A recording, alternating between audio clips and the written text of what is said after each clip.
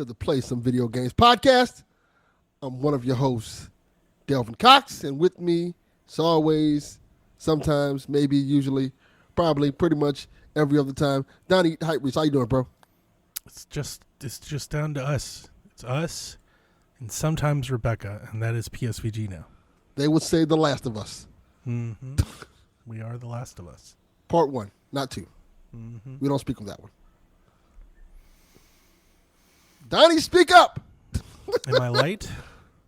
I don't hear you light, but I did turn my headphones down so I wouldn't bleed in just in case. Let me check. Turn yourself gain. a little bit. Just Oh, turn my headphones up. It's way down. How about now, Rebecca? That should have fixed it. Speak up, Donnie. I also just threw Audacity on top of the local retract I was recording in case Melon decides to shit the bed again. Yeah. Snerts is like, wow, you're here too, Snerts. But for how long? Dun, dun, dun. Dun, dun, dun. Snerts, if you want to join us, buddy, you're more than welcome. Just let me know. Of course, y'all. I will send you a link. But we are. Snerts was on the Delvin Cox Experience this week. We have no dev. Did a great job. Again. Yeah, no dev. Dev Watch 2025. Look here, man. Dev's out this week. I was out Sunday because I was dying. So, based on how my life's been going, we got to hook me up to one of those machines to keep me alive. I mean, 'tis the season. Yeah. I wasn't sick. It's just, I'll talk about it here. Yeah, So, Dev's not sick either. Or he was, but he's not sick now. He's been fine. He's just got other things going on. Yeah. My thing was stress. Stress, and I had extremely stressful week last week. None of it was my fault, which makes it worse. It was mostly job related. It does make it worse. I'll just talk when you have a situation at your job that you have no control over, but you have to deal with, and they're going to kind of blame you for it, even though it's not your fault. Yeah, it's extremely stressful. Can be. And I was dealing with a situation like that, and it was one of those things where I was getting calls about it all day. I'm trying not to say what it was because I'll probably get people in trouble, and I ain't about that snitching thing. But yeah, it was a situation that something really bad happened, and it was fucking up things, and it was literally nothing I could do about it. But I had to hear people complain about it all weekend and stress over it to the point I got sick. My blood pressure went to I think the highest it got, which is the highest it's ever been, was 190, which is bad. Yeah, no, that's really high. That's high even for me. That's really high. Yeah, and it was I didn't feel good at all. I felt terrible. Even Sunday, it got low to 160. It got down to 160, which is better, but for me that's still high. My blood pressure is usually between 130, 140. I probably touch 160 most days, I would imagine. I don't know. I don't check it every day. I probably should, but I don't. But I do have high blood pressure. If I'm anywhere in the 130s, that's pretty good day for me. I'm holy shit. Usually I'm between 130 and 145. But for me, that's also not it's not a new thing either. Yeah. I've had high blood pressure like that since 10 years ago. Long time. It's more of a new thing for me, and I think because of situations with stress, it skyrockets sometimes. Yeah, of course. To a point where it gets out of hand. And I think that's kind of what happened this week, to the point where it's when it gets that high, you can't do nothing. What do you and I don't want to open Pandora's box, but what are you doing about the stress part? Besides going to the doctors aren't going to stop that from happening. I don't honestly, I don't know yet.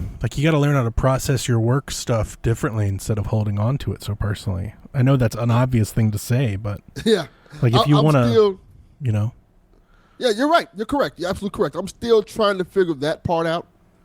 And I think what it is I do so much stuff in general, I just kind of need time. Wow, that's crazy. That's kids. Yeah, that is. Yep. But I think I do so much stuff in general, I need time to not do nothing, if that makes sense. Mm-hmm. Even if it's just sit at a wall and just stare at a wall all day. Because my wife is in the chat. I'm very protective of that for myself. Like grossly, like aggressively protective over free time. I need to get more like that. Then I always have been, and my wife doesn't have blood pressure issues, but I think she does suffer from something I think a lot of people suffer from, where she, like, I don't know, she doesn't like. I don't even think it's like a conscious thing, like an active thing. She just fills empty time with stuff. Like, I don't think she does a really good job of allowing herself to have empty time. You know, like all of her weekends are booked, her nights are booked, right? And then with the way that she is, and I mean, I've said this before, so I'm not trying to, and I'm definitely no fucking smart person, you know, qualified to assess her at all. But she also, like, she overwhelms herself because she doesn't allow for free time. So then she gets behind, and then that causes stress, and like, and all of that keeps compounding. And after a certain amount of time, whatever that is, it eventually comes to a head, right? Where she's like in tears and everything. I'm like, you gotta stop doing this. But it's easy for me. Yeah, I was thinking of you too, Rebecca. I was like, Rebecca's can. I honestly, and I don't know if this is true. Sometimes I say some really dumb sexist shit, but I feel like a lot of the women in my life do that. They give and give and give and give and give so much of themselves for everyone else around them, that eventually they all have like this implosion moment. And it doesn't have to be like some big, you know, like dramatic affair. Like sometimes it could just be them crying on their way home from work, or like alone to themselves, right? Or, you know, like that sort of thing. I think a lot of the women in my life are like that. And not just women. There's some friends, guys too. But for me, whatever reason, I don't know why, I'm selfish. That probably helps me with this. I'm a very selfish person. And I've learned that over the years, like to be around me, to be with me, like even you, like even everyone here, you all kind of know that, like, I want to do this my way. Like, I'm open to creative input, and I hope that I listen to that a lot. But everyone knows that when I set in something, we're going that direction. Like, we're doing that. We may do something else too, but we're definitely doing that. Like, I am that way. So for me, it's very easy to like make people upset or let people down, because I need that. It's like an internal resource. Like, I need alone time. If I'm around, I don't know, people or social or work, like, it drains me and it makes me feel, you know, depressed and tired. Like, I need it. I need free time to not do a damn thing, just to kind of stay sane. Yeah. So I can be an asshole to people at times. Yeah. And I'm the opposite. I feel like I have to help people and solve problems. Yeah. Mainly so I don't have to hear about it anymore. Like, I'm the type person, if I hear something going wrong and I know the solution, I'm like, get out the way. Here's the solution. Let me relax now. Mm-hmm. Yeah, but the problem is that everyone does that for you, so you can never relax. Correct. Yeah, yeah. You're more like my wife. I think it's a personality type or an archetype or something. Like, there's got to be a disposition for people like that. But there are certain people that are that way, and there are certain people that are like me. I mean, I think you need both, right? But you've got to find a way to process that work stuff to where that doesn't impact you so physically. Yeah, and that's the problem. I think I think this week was a little bit much. And I had to tell him, like, hey, I need to take like a vacation, and like a real vacation. Yeah. Not a Delvin takes the weekend off and goes out of town. Like, an extended period. An actual vacation where I don't see this place for like a week or so. Mm-hmm. Maybe longer. Yeah. Because you guys are fucking up. I had to tell him, like, and your fucking up is making me mad. And before I go off on somebody about you guys fucking up, I don't need to see y'all. Yeah. They understood that. Good. Well, hopefully you stick to that. Yeah, because it got bad. I'm sorry to hear that, buddy. Yeah, when it gets in, like, I repress a lot of my anger with a lot of things, but when I get mad about things that I know I'm right about, I get fucking livid. And I try not to do that. So to not do that, I tell people, hey, you might not want to do this. Yeah. Yeah. But on the bright side of things, feeling really ill gave me more time to watch like TV and movies because I had no choice. I couldn't really play games because it's like it started bothering my eyes and my head started hurting. I started feeling nauseous. But I did watch a lot of movies. Like I started catching up on stuff like Peacemaker. I finally caught up on Marvel Zombies, which I love. I finally watched pretty much all of that. I've been watching more movies for Decade of Horror. I finally watched that I Know What You Did Last Summer movie, the reboot, I guess what I call it. Not doing that. I actually enjoyed it a lot more than I thought I would. This is going to be, by far and away, my least amount of movies watched, least amount of preparation for Decade of Horror ever. I'm going to tell you like this. This is going to be the first year where I'm like, a lot of these movies were just fine. Like, there have been years where I was like, I like this, I like this, I like that. Like, a lot of these movies, I was like, it's all right. It was really hard for me. Like, it was really hard for me. Honestly, that's how I feel this year. I feel like a lot of movies were just all right. I feel like my top 3 are set in stone. Let me go open. But after that 3, I'm like, it doesn't matter. Like, it's movies I watched earlier. I didn't think my drop off is at 4. So I'm mostly like you. I have 4 movies that I would say are shelf worthy, like must sees. You know, like what I would call like required reading. Okay. You know, like if you love horror movies, I have 4 that I think like everyone should see. Okay. Right, and it doesn't matter like what kind. Everyone should see these 4. And then I just have others that, like, if you're into this sort of thing, maybe you'll like average movies. Yeah. I'm kind of the same way. I know 3 for a fact. 2 you probably know. I do have a pretty good... I do like my top 9. Like, I like them. These are good movies that I like. That's not always been the case. We've had some years where I'm like, dude, I hate everything after 5. Like I like 9. 9's good. 10's, I want to say interesting. I want to say I like 5. Nice. Hey, Snerts. 5. Hey, hello. Snerts. How you doing, buddy? Good. Snerts had an excellent episode of the Delvin Cox Experience is coming out tomorrow. People are already talking about it, which is a good thing. Very nice. Yeah. Rebecca, we do on Decade of Horror every year. We have an option to list a movie that for people that don't like horror movies. So, not that you need to listen to us. What is your answer for that this year? Do you have one at the ready? Because I may need to think about mine for a minute. I have quite a few. I have 2. I think my number 1 choice probably would be that because it's just a good movie in general. Which one? Sinners. Oh yeah, Sinners is very easy to recommend for sure. Yeah, it's. I think that in general is like honestly, Rebecca. Like for you should see Sinners. Sinners is an easy recommend for Rebecca. She's gonna love it. I was thinking the same. She's gonna love the music. She's gonna love the vampires. Like absolutely, you should watch Sinners. It's not too bloody. No, it's really not. It's not too bad. Yeah, it's good. Like I watched it with someone who's like terrified of like blood and gore and stuff like that. I think Sinners is a great, and I don't mean anything by this. It's something I always bring up. It passes the wife test for me. I have a lot of times people have wives and girlfriends that don't like horror. Sinners is a great option for those folks. I agree. Yeah. My other options that I was going to throw. It's your typical vampire affair when it comes to I kind of feel like all vampire movies are that.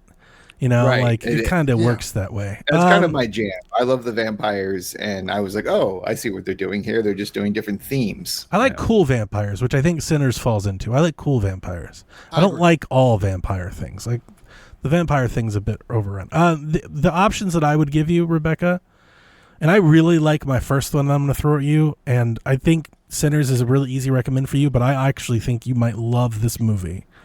And this movie is called Presence. And it was of all the movies, Presence is currently my number 5 movie for spoilers. And okay, I need to write. Presence is very sweet and like I don't know, emotional. It's way more of like it's a horror movie. It's a haunted house movie. Like you can't argue that it's not. But there's nothing about it that's horrific. It's definitely more of like a family drama. And just what it does is neat. And its story, I think, is touching. Its acting, I thought, honestly, a third into the movie, I was like, this acting is terrible. And I kind of, by the end of the movie, I kind of think it's intentional. But that's more of an opinion. Everyone can go check that out. But Presence would be my first option. My other one would be The Ugly Stepsister. It's a horror version of Cinderella.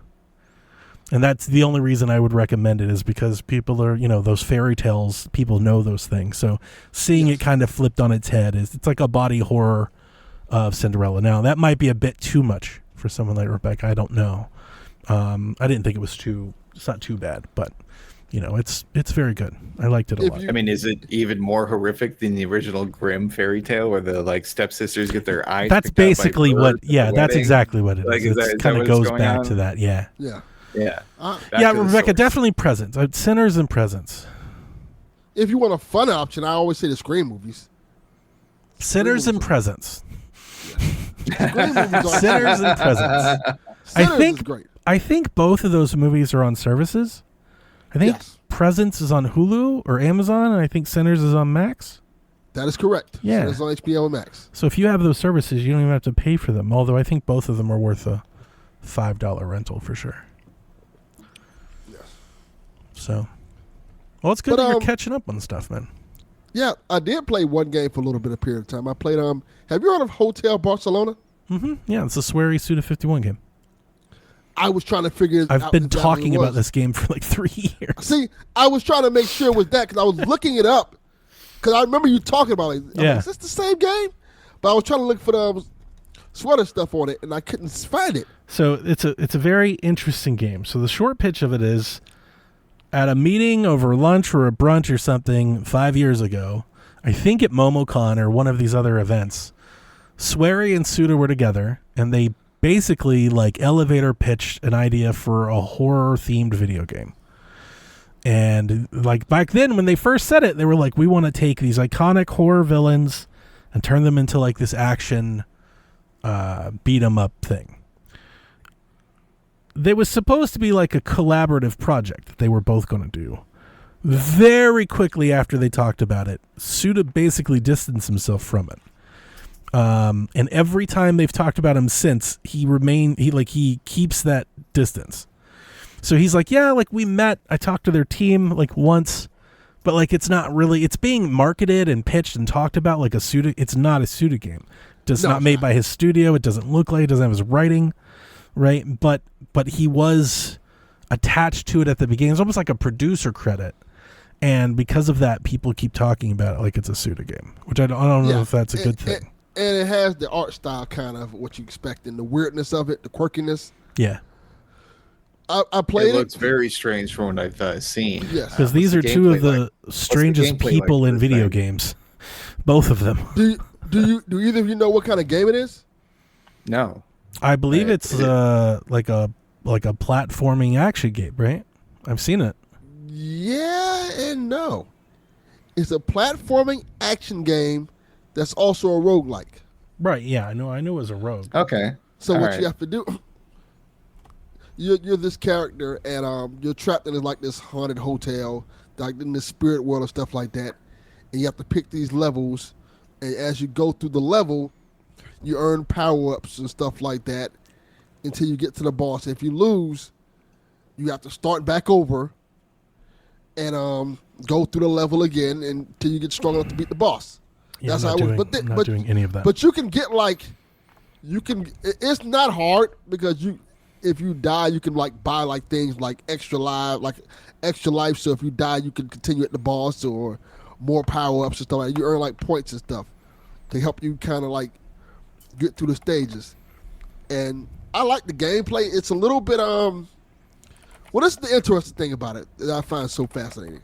Because I've never seen this I'm playing it on PS5. I've never seen this in a PS5 game. You can adjust your video settings completely, like a PC. Like every aspect of it. You can play it in 4K. You can do it 1080p. The settings are so diverse. You pretty much can optimize it like a PC game. It's probably because it is the same version as the PC version. They probably didn't do anything else. I was wondering, what are the benefits of I'm sure there are other PlayStation games that do that. I'm positive. I've never seen one. That doesn't surprise me, but I'm positive there are others. It just reminds me, like what? So, what is the benefit of this? That's the only question I have. Like, too many options can be overwhelming. I just want to play the game. Like as a person who has a Steam Deck and has to deal with this often, you can optimize the game to run the best on your system. So I was going to say what I would be interested in, and Like you could put it at 720p. what I would be interested in knowing is if there's a performance gain from doing that. And I wouldn't trust your opinion on that. Right? Yes. Are we getting? I will say, But yes, there because is. here's what I know. This is something that I've thought of in the past, so I looked into a Reddit.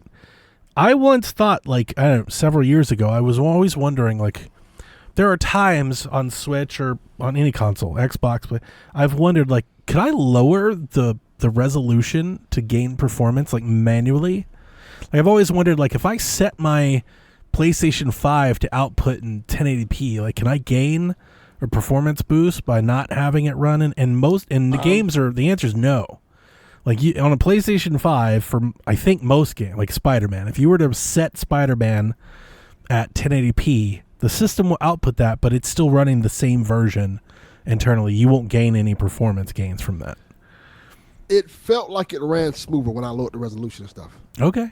Yeah, maybe they're changing some of that. And Delvin was there. He was like, "Oh, it runs a little smoother now." Because when Haley, I put it, Dev, we need fact check. well, neither one of them are going to play this game, so that's not going to happen. I was going to tell you, this game's Metacritic is a 62 with a super high recommendation of 26% of reviewers recommend this game. I completely understand that because this is weird. It's rough. It's quirky. When I played so far, it's weird. It looks good, but it doesn't play. Like I said, It doesn't play I was well. adjusted it. I was not- just gonna say It looks good, the butt. but it's not good. and that's how I figured out how to adjust the resolution, because when I was playing it, like this plays like really choppy. Bizarrely, not on Switch. This game, Well, Seems like a Switch ass game just from and the it's not screenshots. even on it. Yeah. Weird. Super 'Cause weird. it was kind of reminded me of Shinobi, to be honest. It seems a little different for the Which game I gotta- mechanics, but I the have style I don't think seems the same. I do not have enough time to play video games anymore. I don't think you should insult Shinobi like that. But Oh, see, this is even like. I love how you're trying to like sugarcoat this turd. people I'm not saying it's a turd. It's just it's But it fine. is though. No, It's fine. It's it's not. not. Okay, it's No, pumpkin spice. FIFA is fine. Pumpkin. Okay, this is not fine. This is Okay, fine. Madden on Switch is fine. This is worse than I that. don't know about that. Like, It is. I I played agree it. with I played it a FIFA is bunch. I'm fine, still playing sure. it. Madden is fine on Switch. That's as much as you can give it, but it's fine. okay. I've played worse versions of Madden. For what I played in this game, I'm Even like, with the headless fans. Like if you haven't played Madden on Wii U, I don't want to hear about it. Okay, like that's a good point. okay, I That's a good played point. Madden on Wii U. All right, That's a fair point. trust me when I tell you that Madden on Switch 2 is fine. That's a good point. Fair point. I played Madden on 3DS. Trust Such a me weird- when I tell you that Madden on Switch 2 is fine. Yes, It's fine. that's a It's not whole great. different- It's fine. This game is far, less than that. From what so far Such a from what I weird played, it's fine. If I only played one level, and I'm like, oh, this is fine. It's not something that I'll be running back to. It doesn't have to. So far, it doesn't have the charm that a suit. How much did you pay for this privilege? Like $20-something. That's too much. That's almost a month. That's like 2.5 weeks of Game Pass. No, not anymore. Not anymore. And What are like you an talking hour. about? What are you saying? Yeah. An hour You're of on the Game clock. Pass. You're on the clock. They put. It's like when you go to those little booths and you can put in the quarter for the arcade to watch the cartoon. Game Pass is that now. Wow. You got You're 30 gonna have minutes to somebody watch behind this. you. It's like it's a damn shame you have such a shitty internet connection. Guess we're gonna have to charge you more. That's true. Well, Okay. but I haven't played any much after that. You know, that's what I wasted my time on. I regret doing that greatly. Nice. That's good. We appreciate that. You just bringing the crap to the pod. That's we don't have should to. rebrand ourselves that way. Playing bad video games. Sure. Like we do that often. Just so you might. I'm golfing. I'm Donkey Konging I'm Kirbying. I'm playing my Switch. I'm retro bowling. I'm bouncing around between a few games, but I'm mainly golfing. I'm still golfing a lot. I'm kind of torn. Like, I've leveled the characters that I would like to level up mostly. I keep going back and forth between the swing styles. The old classic 3-click meter at the bottom, which I like because it's precision, like trying to hone in on shots is really good. But the accuracy, I feel like I always miss out on that one. It's a little touchy. Or the Vita version, which has like this expanding circle thing. I like that one for putting a lot. And I keep going back and forth. I can't really, like, I wish I could merge them. Like, I keep running it like it's like I like both of them 8 out of 10. But neither of them are 10 out of 10. So I keep kind of going back and forth. So are you going to like your settings in each shot? You're like, hey, I'm in this situation. So like I'll play a couple rounds with one, and then I'll play a couple rounds with another. Okay. Like I'll play a couple rounds with one to the point where I get mad about its weakness, and then I'll switch to the other. And then I'll do that for a few until I get mad with why I don't like that, and then I'll switch back. But it's like a full like cycle of shooting a hole, right? Like You're not like, at the start I'm going setting 1 for the drive, setting 2 for the mid, setting 3 for the putt, So, but I like that game a lot. I like that the Switch 2 patch really made it playable on Switch, on console, at least for Switch 2 owners. And I'm having a grand old time. It's not a game of the year, but it will be very high on my list, and I will just own that bias, that fanboy. It's a game for Donnie. It really is. Who cares about game of the year? Some of the that is true. It's like a greatest hits of Hot Shots. It's got so many of the returning characters, so many returning courses, which is the most important part. But I'm playing these courses that I haven't played in so long. From the PS2 game and the PS3 game and the Vita game and the PSP game, and it's like I'm having a ball. Like, I really am. The golf is good, as I keep saying. Like, for all of its qualms that people may have with anything, grinding, online, whatever, the golf is good. Speaking of online, I didn't really talk about it, but we played online. I talked about it on Shaq, I think, a little bit. We played online last week. I streamed it in the Discord. We got a group together. We went out and played. We had fun. We played its wacky golf. So it has a wacky, like a zany mode. Like, get, video gamers, come golf mode. Which we've seen in games. We've seen them in like all kinds of golf. Mario, right? Mario has all these zany items, these bullet bills and fire flowers and shit you can do in Mario Golf. Hot Shots Golf's wacky mode is my favorite golf wacky mode I've ever played. We had so much fun with that. It's basically like an asshole mode. So like in other golf games, usually in other golf games that I've played, like their goofy modes usually center around clubs and balls. You get some rocket club, right? And it shoots the ball super far, or ice ball, and you can hit on water or something. It's very nice. Snerts, you look like you've got expertise in that. A lot of practice there. I knew a girl who gave me ice balls before. So you would do things like that.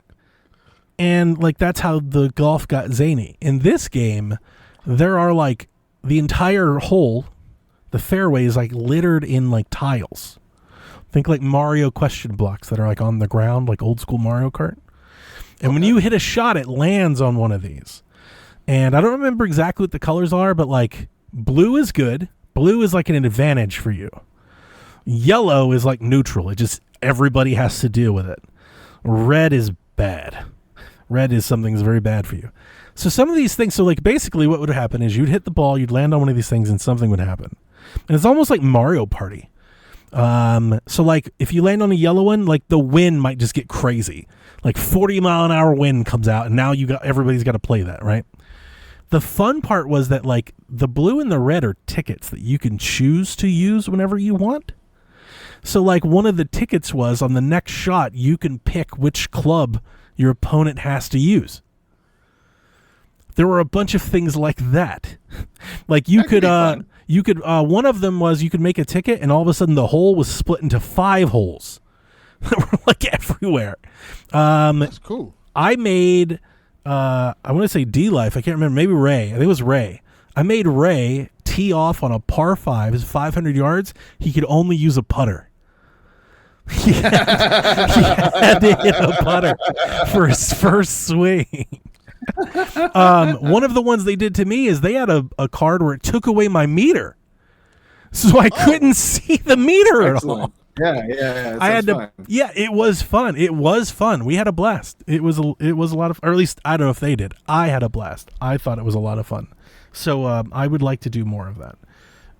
The other game that I'm playing is Dying Light, The Beast, which I played yesterday for a couple hours, and I really like that game. I have a weird feeling about that one.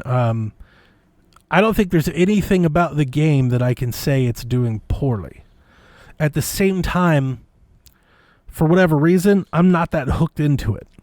Like, when I play it, I'm having fun. Like, it's Far Cry with zombies. It's Far Cry 5 with zombies, kind of all I've ever wanted. Like, this is great. But for whatever, I'm not hooked by the story and the premise and, hunting down these chimera to become super zombie, and I'm just like, like I'm playing it just because it's fun, but I don't know how to describe that. It's maybe more of a me thing. So, like, the beast mode is kind of weak, like the new things that they're trying to introduce. Yeah, the gimmick. I'm just not that into the gimmick. Yeah, right. Maybe. Yeah, I'm just like, I'm having fun. Like, I'm not even using the beast stuff if I don't have to.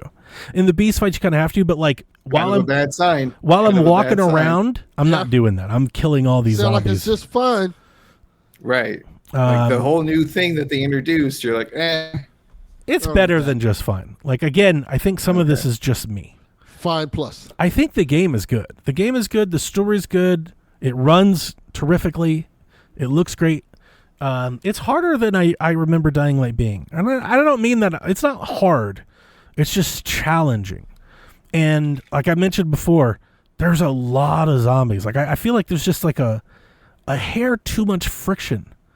Like, I'm out there trying to look around, because one of my favorite things about any open world game, any map game, like, I love these games, but one of the particular things that I really like about these games is like trying to find hidden secrets, right? And I'm almost like more bothered by the zombies because there's so many of them. I'm like, I am trying to figure out how to get in this fucking door. Like, will you guys like give me a minute? Move? I'm sorry? You tell them, can you move? Get out the way. Yeah, because they come. I've literally, one of the things I would say, to throw a stone, I've literally been fighting zombies and seen them like just appear in front of me. I've had that happen a few times. Old school. Yeah, I feel like that's such an old thing where it just feels like there's a density of it. There's a lot of them, which is a good. I mean, like, that's not a bad thing, right? Like, I'm saying it like it's a bad thing, but I think people like that. For whatever reason, I think maybe the way I've played these games, I'm not. I don't know. Again, I think it's just a me thing. I really think it's just a me thing. I've had it kind of struggled because, like, I don't think it's anything the game is doing. It's just not scratching it for me a whole lot. Like, I'm not quitting it. I'm still playing it. I am enjoying playing. But like, when I'm not playing it, man. I guess ultimately, to sum it up, because I don't want to just sit here and keep describing the same thing over and over again, is that, like, I'm not feeling super compelled to hit start. And I'm trying to wrestle with that feeling. Once I hit start, I'm having a good time. Like, I'm almost like, I'm glad I played this. But then once I leave it, I'm like, but I could golf instead. I could Donkey Kong. Like, I could do so many other things instead of going back to it, that I'm like fighting whatever that is. It also sounds like when you are playing that you're not going for the new main objective. You're just kind of enjoying the open world environment. Because that's how I play Dying Light. Yeah. I don't really care to beat it or anything. It could be like you're not even playing the DLC. You're just going back into like an old game and just messing around in this open world for a bit before you're just kind of like, I'm good. I mean, I do the same thing for like the Arkham Knight, game. I'll just like go in as Batman and punch a bunch of people and be like, that was fun, and then leave. But if you're not really doing any of the DLC content, are you just in it for the traditional gameplay mechanics that you enjoyed already? I mean, I'm still doing the missions. Or do you feel like drive to like actually complete the No, I'm doing the missions. I'm trying to beat the story. But one of my favorite things about Dying Light is that, like, it's the Walking Dead, the video game. I want to go in all the houses and open all the drawers. I want to check every car. I want to find, oh, there's that thing over there. What does that do? Is that a cave? Like, I want to be a bit more freely to like move around. Not that, again, I'm not dying left over right. It's just, there's a lot of fucking, like, there's a lot of people out there. You know, it's almost like there's just too many in the way. It's like, you're in the way. Get out of the way. Like, I'm trying to do something right now. Like the other day, I was trying to figure out how to get into a shack. I had to kill like 30 zombies before I could sit down and really like evaluate the situation. Like just around a shack in the woods. Yeah. Of the shack. Yeah. You're like, 30 down. Oh, it's just a commode. What the hell have I been It was doing? a little shack. Yeah. And I had to like go around the back and basically had to like go around a mountain and jump over to get through a hole in the roof. But yeah, exactly that. It just, I don't know. It's just like they turned I wish I could turn the density down to maybe a little bit.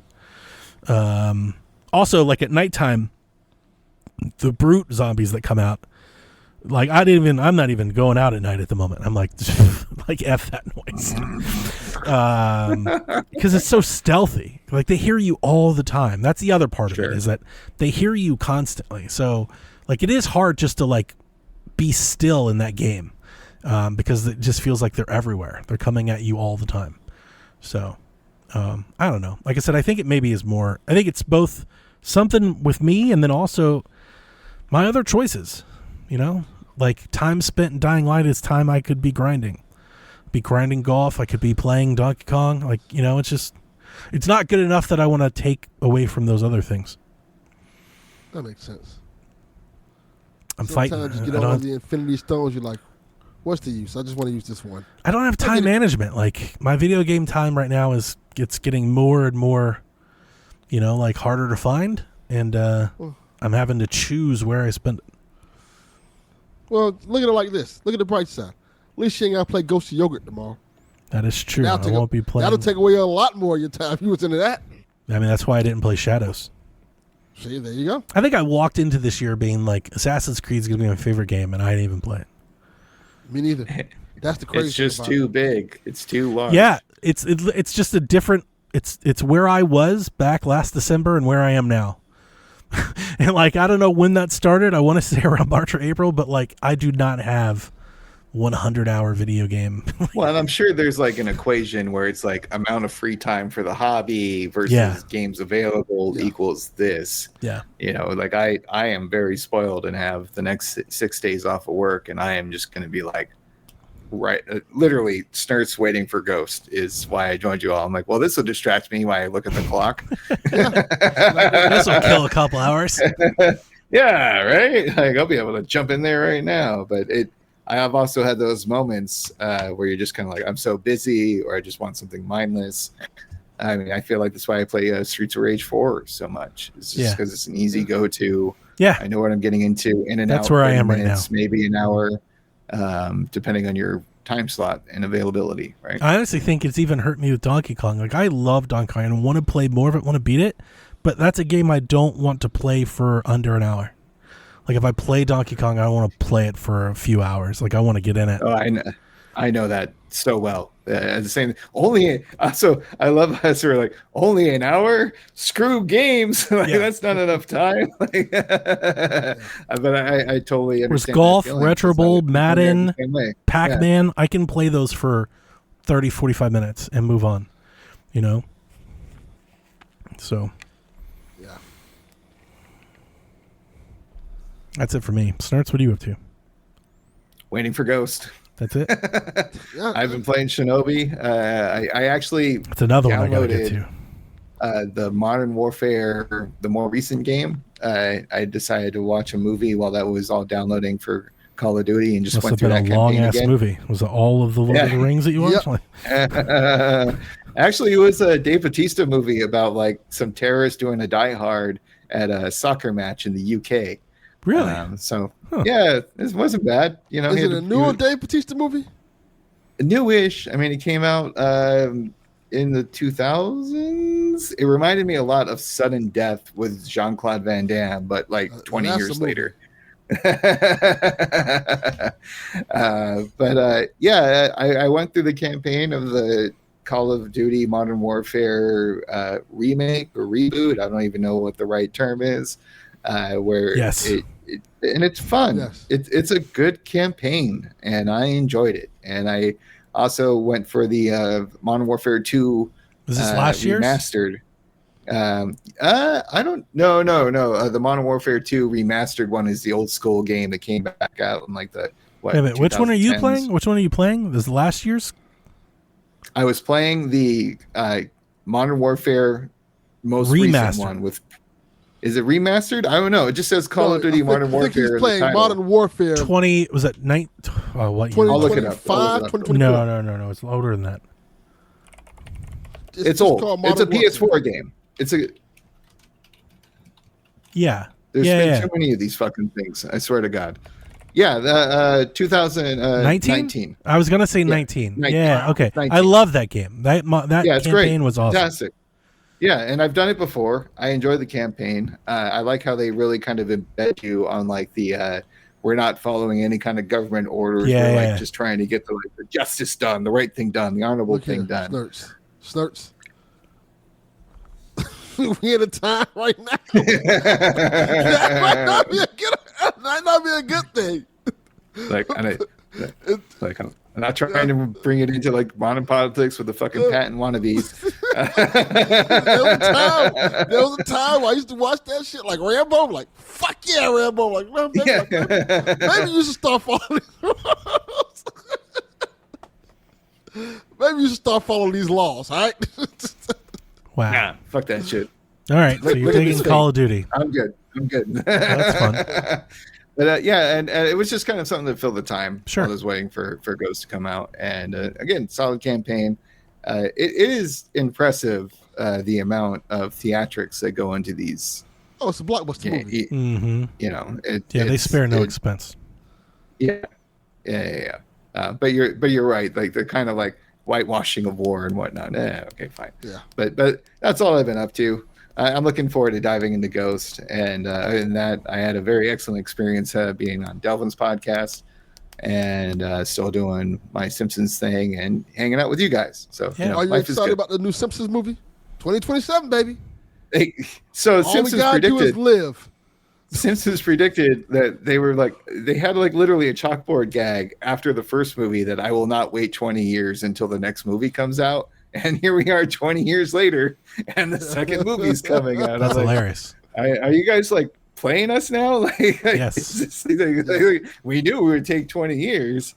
Or was like Disney looking at their lineup being like, oh, we need to fill this fucking Marvel void because we don't have a movie coming out in that time slot. That's probably What can exactly we do? what they did. Matt Groening, you're up. That's probably exactly Wow. what they did.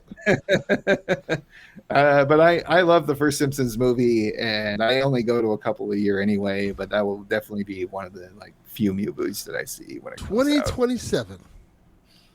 I can make it. I'm just a little rusty. Sure. I'm still good. Sure. 2027 is not that far away, but it seems so far away. I also wonder like what the plot's gonna be and if whatever. But we'll see. There's so much time.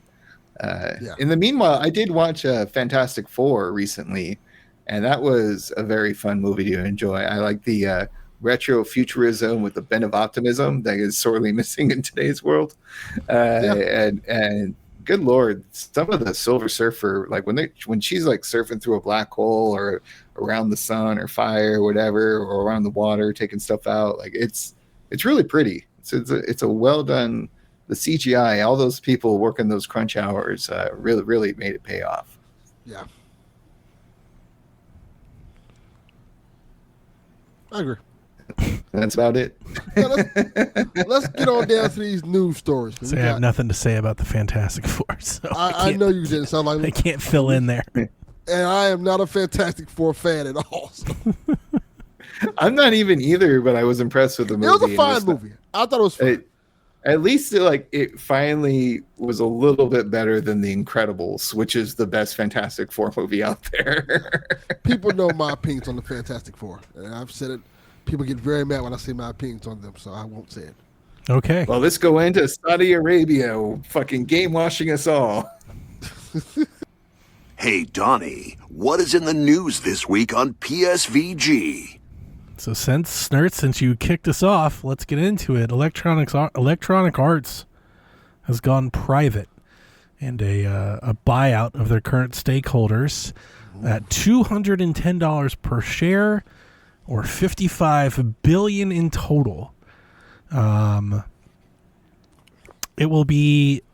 The investors group is made up of the Saudi Public Investment Fund and Silver Lake and Affinity Partners. Silver Lake Partners is an investment fund, a U.S. global private equity firm based in Silicon Valley. Affinity Partners is an American investment firm formed by Donald Trump's son-in-law, Jared Kushner, mainly investing in U.S. and Israeli companies. Most of its funding comes from the Saudi Arabian government. And then, of course, the PIF is the other investor. I wish I had my soundboard hooked up so I could play a clip of that Busta Rhymes song. We getting A-Rap money! There you are. Jason Schreier reports via Bloomberg that the deal is being financed with $20 billion in debt, and the debt rating is single B, which means that it's considered a junk loan on the market with high risk,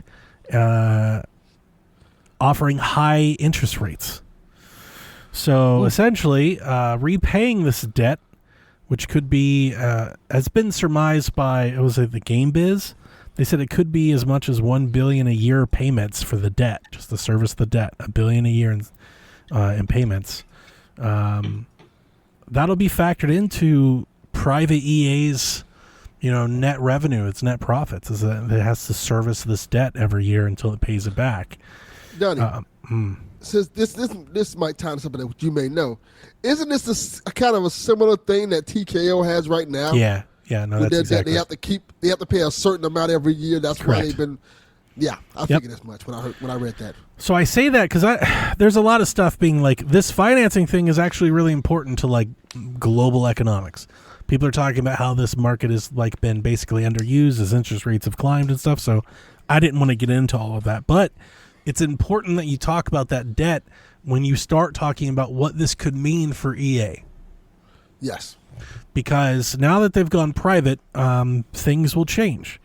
First and foremost, they are not beholden to shareholders, right? So they don't have to chase like endless quarter profits, right? They're private now.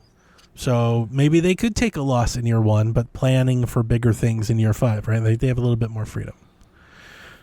Two, Financial Times reports that among other things, the current strategy with the new private EA is to leverage AI to cut operating costs and boost profits. So many are already speculating, I think correctly, that more than likely this will mean major layoffs and potential studio closures at EA. Because they're about to get very, I don't want to say lean, because EA is massive. They are huge. But they're going to get leaner. And I do expect them to focus more on the things that generate revenue, steady revenue, because of this debt that they have to pay. I would imagine. Yes. I think that makes sense. So people are already talking about that. One avenue to make quick money, should they choose to do so, is they could sell studios. They could sell IP, right? If they have things that they do have things that, I think would be attractive to others. So they could do something like that, and they could have layoffs, which I think, they're probably going to have layoffs. So, yeah, the AI part of this is interesting because I can see, based on how things are going, them laying off people and using AI to cover those layoffs in terms of like, hey, we can use this AI backgrounds, AI assets and stuff like that, because that's what a lot of these companies want to do anyway. Yeah, you're right. And based off this company that's buying this, they're going to probably want to cut costs to try to make as much profit as possible. So I can see them trying to get rid of things and only try to bet on sure things that's going to make them a lot of money. I didn't look it up last year. I mean, I didn't verify what I saw, but I saw a post on Blue Sky from one of the reporters. This is a credible reporter. He said that EA only had like net revenue last year. I think it was like in the 4 or 5 billion range. So that was based on last year. If you just kind of project that forward and start adding in billion payments like on top of that, like not as much wiggle room as you might think for a company worth 55 billion actually. That is where you get the TKO stuff where they do start. It feels urgent, like an urgent push to make more money. You know, we might see something like that. We might, EA is already renowned for their microtransaction efforts. You might see more of that, or and that kind of leads into what we were talking about earlier. That was it. Last month, with them trying to get back into college basketball and things like that. Yeah. Well, they can. That's something that you can easily do microtransactions on and stuff like that. Maybe they'll try to get more property that you can kind of just have microtransactions for. Yeah, I could see it. I don't know. Honestly, I mean, that is my answer. I don't know. The people are talking like I wouldn't feel good right now if I worked at BioWare. I wouldn't. No. Yeah, I'd feel no shit. Yeah, I mean, because there's look, one thing I didn't mention, but I'm sure most of gaming will talk about when they talk about the story, is this EA is now in the pocket of the Saudi Arabian government, and that comes with content, recommendations, maybe we should say. Recommendations, restrictions. Mm-hmm. Yeah. Well, and even the BioWare article that you shared earlier from one of the developers or former developers, I forget the exact position this person held, it was stating, like they may have, it makes sense to maybe have like 2 separate divisions, and maybe they like the copy-paste sports division where they can usually easily use AI to copy-paste assets, copy-paste voices, do whatever they need to do. And once they get like a base system on there, they can cut out the personnel because they have computers doing it. I mean, that's like the darkest, like, I would like immediate I would reaction. like a reporter. You might have an entertainment division as well, where they're like selling off the IP to like Dead Space and Mirror's Edge, or maybe Army 2 or BioWare games, and they kind of just sell that to like make up the difference for this transaction that they were a part of. I would really like a presentation or like some actual insight into what when all these companies, because it's not just them, we say it, they say it, everyone talks about AI. It's like the buzzword of the year. I would love to know exactly what AI can do in making video games. Like what can you do with it? Like I know you can generate, visuals, but can you generate assets that would be needed in video games that could be worked into animation? Like does it, like I don't think it's like, I don't think you can just go to ChatGPT and you're like, make me a video game. Like I would but really like. I think these companies have a little bit more robust AI. Oh, I'm sure they do, but like, don't you have to? You still like video games are so complicated. Like they have a whole engine that all these things and everything have to run in. Like I would imagine you can't just hook the AI into that. I would imagine it requires specific files and specific types. I would imagine and that formats. as well, but I could also see them like, hey, make this background that I want you to make. Yeah, art and music easily. Yeah. I'm talking like gameplay mechanics, like models, animation. Like, can it do all that? I mean, if that stuff is all code, couldn't you have? Yeah, the coding part, I guess. Yeah, but again, absolutely. Maybe I'm looking at this through the wrong lens. I'm thinking about Madden, right? They've made Madden for 20 years. Like whatever they're doing is pretty set in stone, right? Yeah. Like, can you just hook AI into that? Is the next evolution them slowly getting AI into the development process to just letting go personnel until they finally have. I wonder if they could feed their engine into it and it learn it. That's what I'm saying. Like, I don't know for sure, but if it's literally copy paste type of programming with a little bit of upgrade, you're still going to have the humans there, but you're going to have the majority of the lifting of the copying and the pasting done by AI. So that would save you programmers. Yes, it would save you a lot. Yeah. And then you just have to like throw in the new assets, throw in the new you'll saw because I'm a coder. They were even talking about having AI do QA. Because I'm a coder, so the QA part I actually think maybe I understand more than other things. Because I'm a coder and a shitty one at that. That's what everyone says. Like, oh, it won't replace the people who use AI. And then the thing that I always go back to is, okay, so what happens when it breaks? Yeah. Right, but that's code why you does. have one person instead of like 5. Just the one person that knows everything the AI is doing. Because I have a really hard time fixing other people's code. Because I don't know it. I didn't write it. I don't understand the dependencies.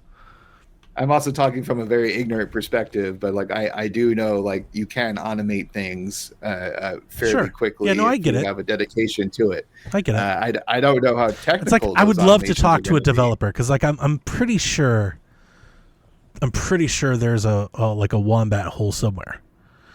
And I think one of the reasons that people like myself kind of go like already down the rabbit hole of negativity is because of the buyer, who's not necessarily known for their human rights. Oh yeah, no. I mean, there is like you're kind of like I don't think they give a shit about people. So as long as they can get like the best product for the cheapest price, I think they're going to execute to the cheapest price. Oh no, you're absolutely right. They're absolutely doing that. And sorry, you're right. I could talk about that more, like it's a bigger thing. Except, I was talking about that 2 or 3 years ago. I was bringing up PIF and everything they were buying in video games. I think it was even a couple years ago. I talked about for several weeks that there was a report that the Saudi PIF were in talks with Ubisoft that they wanted to acquire not just a studio, they wanted to acquire a AAA publisher. And everyone at the time thought it was Ubisoft because they were seemingly up for grabs. And then we learned about the deal that fell through with Embracer and the PIF. And then now we get here and now they've bought EA. So like, now EA. So at this point, the people that are upset, like, I can't believe they've done it. I'm like, I've been expecting something like this for some time now. And guess what? They won't stop. They're going to buy more. Their whole thing is to lessen their reliance on oil and then also to ingratiate their name alongside things that you already like. The Pod Save so the to World hate guys, them would be hating these things you enjoy. The Pod Save the World guys, Tommy Vitor and Ben Rhodes always talks. They had a very long special about sports washing and how the Saudi, royal family is buying up. We did all of this when Live happened. Stuff. I talked all about this when Live Golf happened. 100%. So to me, this is just another notch in that belt. Exactly. Of just trying to and they're gonna keep going. And I do wonder if we are going to eventually get a game that's like Battlefield-like, that feels very different than we have now. And I don't know if that'll be a good thing. Start killing more like Nazis or Chinese folks or whatnot. There'll be more of or that. just like maybe even for, like the American government goes rogue and like the rest of the world has to go against them. Maybe the flip the script type of thing. Yeah, I wouldn't rule it out. I will tell you that for the most part, or at least my understanding, because this thing touches on a lot of things that I enjoy. So I'm somewhat, I would say I'm well read in this arena. Live Golf, F1, they bought a stake in Nintendo that I dove into like 5 or 6 years ago. I've been bringing that up over and over again as people start learning about this. I'm like, hey, be careful these lines that you draw in the sand. Because if you're like, I'm not doing anything, the PIF, I'm like, just be careful. You might be writing a lot of things out of your life real quick. I mean, look at everything that's happening with that comedy special happening there now. Yeah. So I'm pretty well read in this space, and as my understanding is, a lot of times it has yet to be used mostly as like a propaganda machine. It's really not that. It's more of, it's like keeping good company. They're not telling people like make things that make us great.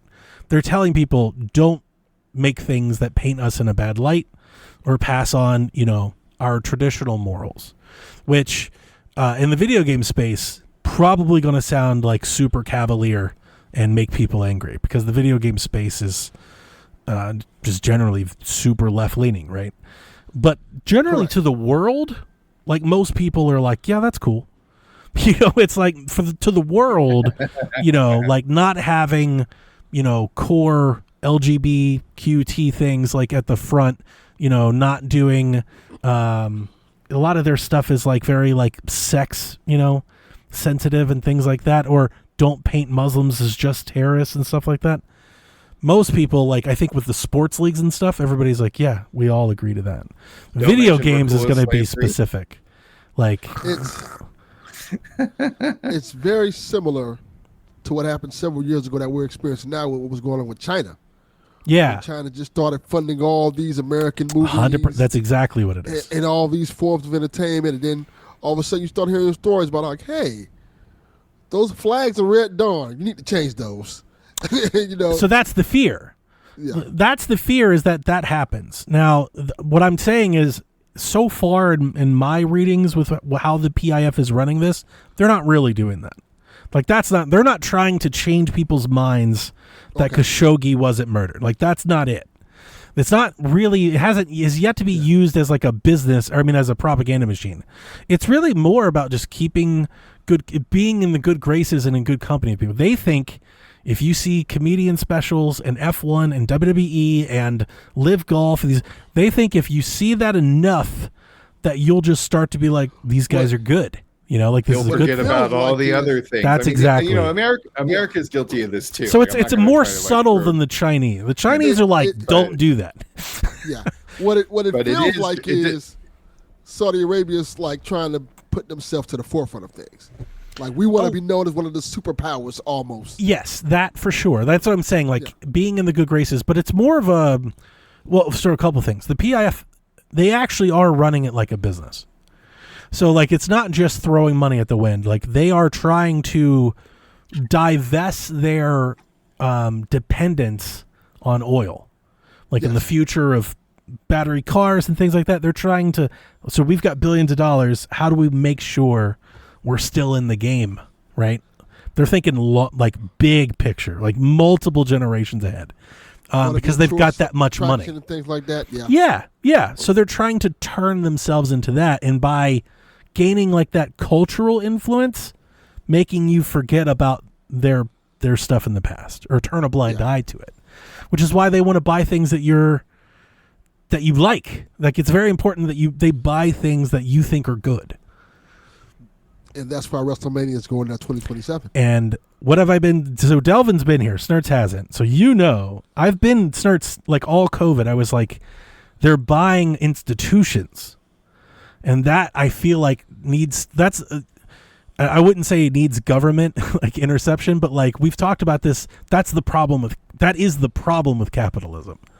I'm not saying capitalism is bad, but the problem with capitalism is that the whole system is perfect. Well, the problem is that the whole system is for sale. Yes, like that's the whole point. Is it's pure everything can be had for a price. That's a real problem when enemies of the state have a lot of money. Correct. I mean, that's why like the golfers were like within a year being like, that check cleared, we're in. So I'm not for government overreach, but when they start buying what I would call traditional Western or North American or United States institutions, I do think maybe some interference is needed. Yes. I also wonder if there's a correlation or causation or both with just how influential American entertainment has been since like the get-go. United States, one of the things we were like transporting overseas was entertainment, in various forms. And of course, other countries are going to see that.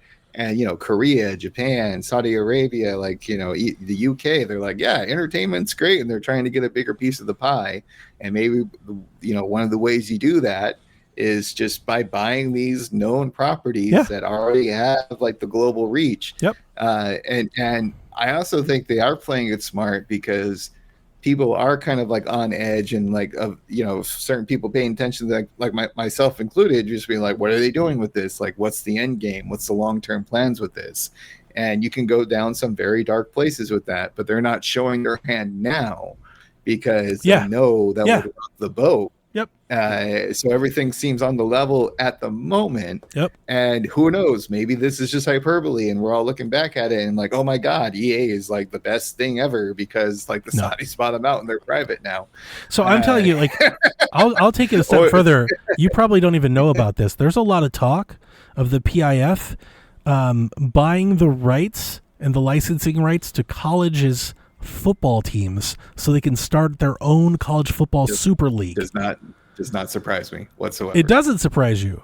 But Yeah. but people don't really, like, we're talking about, we're going to sell American universities to PIF. Again, but they've already been doing that everything with, is like, for the sale. sports teams in I don't the think UK this is and going to Europe. happen, but it has been something that's been talked about for years, because there's a lot of private equity investment firms that are looking at college football as it could be bigger than the NFL. So there's a lot of interested buyers, and they're one of them. Yeah, it's wild. It really is wild. So I did a quick, just like, PIF Wikipedia thing. It's $941 billion company in US dollars. Yeah. Like that, it's insane. They have limitless money. That's so again, that's Like, the it's problem when everything's for sale and you have somebody that has limitless money. But it is the way that it is. That's what's been going on. And this shouldn't be a surprise to anybody. They already owned, I think, 10 or 20% of EA to begin with. Like, they own 10 or 20% of a lot of things. Yeah. They do the Tencent thing where they place their bets, they spread it around.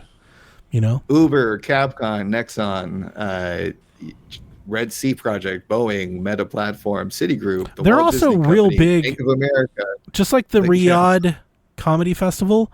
They do a real big, like, esports thing. And I think that'll also be a big part of this, is that they want to kind of push more into that space. Well, and it felt like a natural. That's why they wanted EA. Yeah, that's the first thing I thought. They're already doing sports washing across the globe. Why not add a video game element to it? It's pretty wild. They owned I think they bought like 9 or 12% of Nintendo, and they got more than, I think they got to a point where it was basically reported that, like, people were a little worried. Like, the shareholders group were like, wait a minute, what's going on over there? And they actually made them divest. They made them divest like 3%. They had to drop back to like 6 or 7% because it made folks a little uncomfortable. Nintendo was like, fuck that. Not on Back our away, watch. not today. Yeah. We are not America. Dev, you are correct. Somehow that is correct.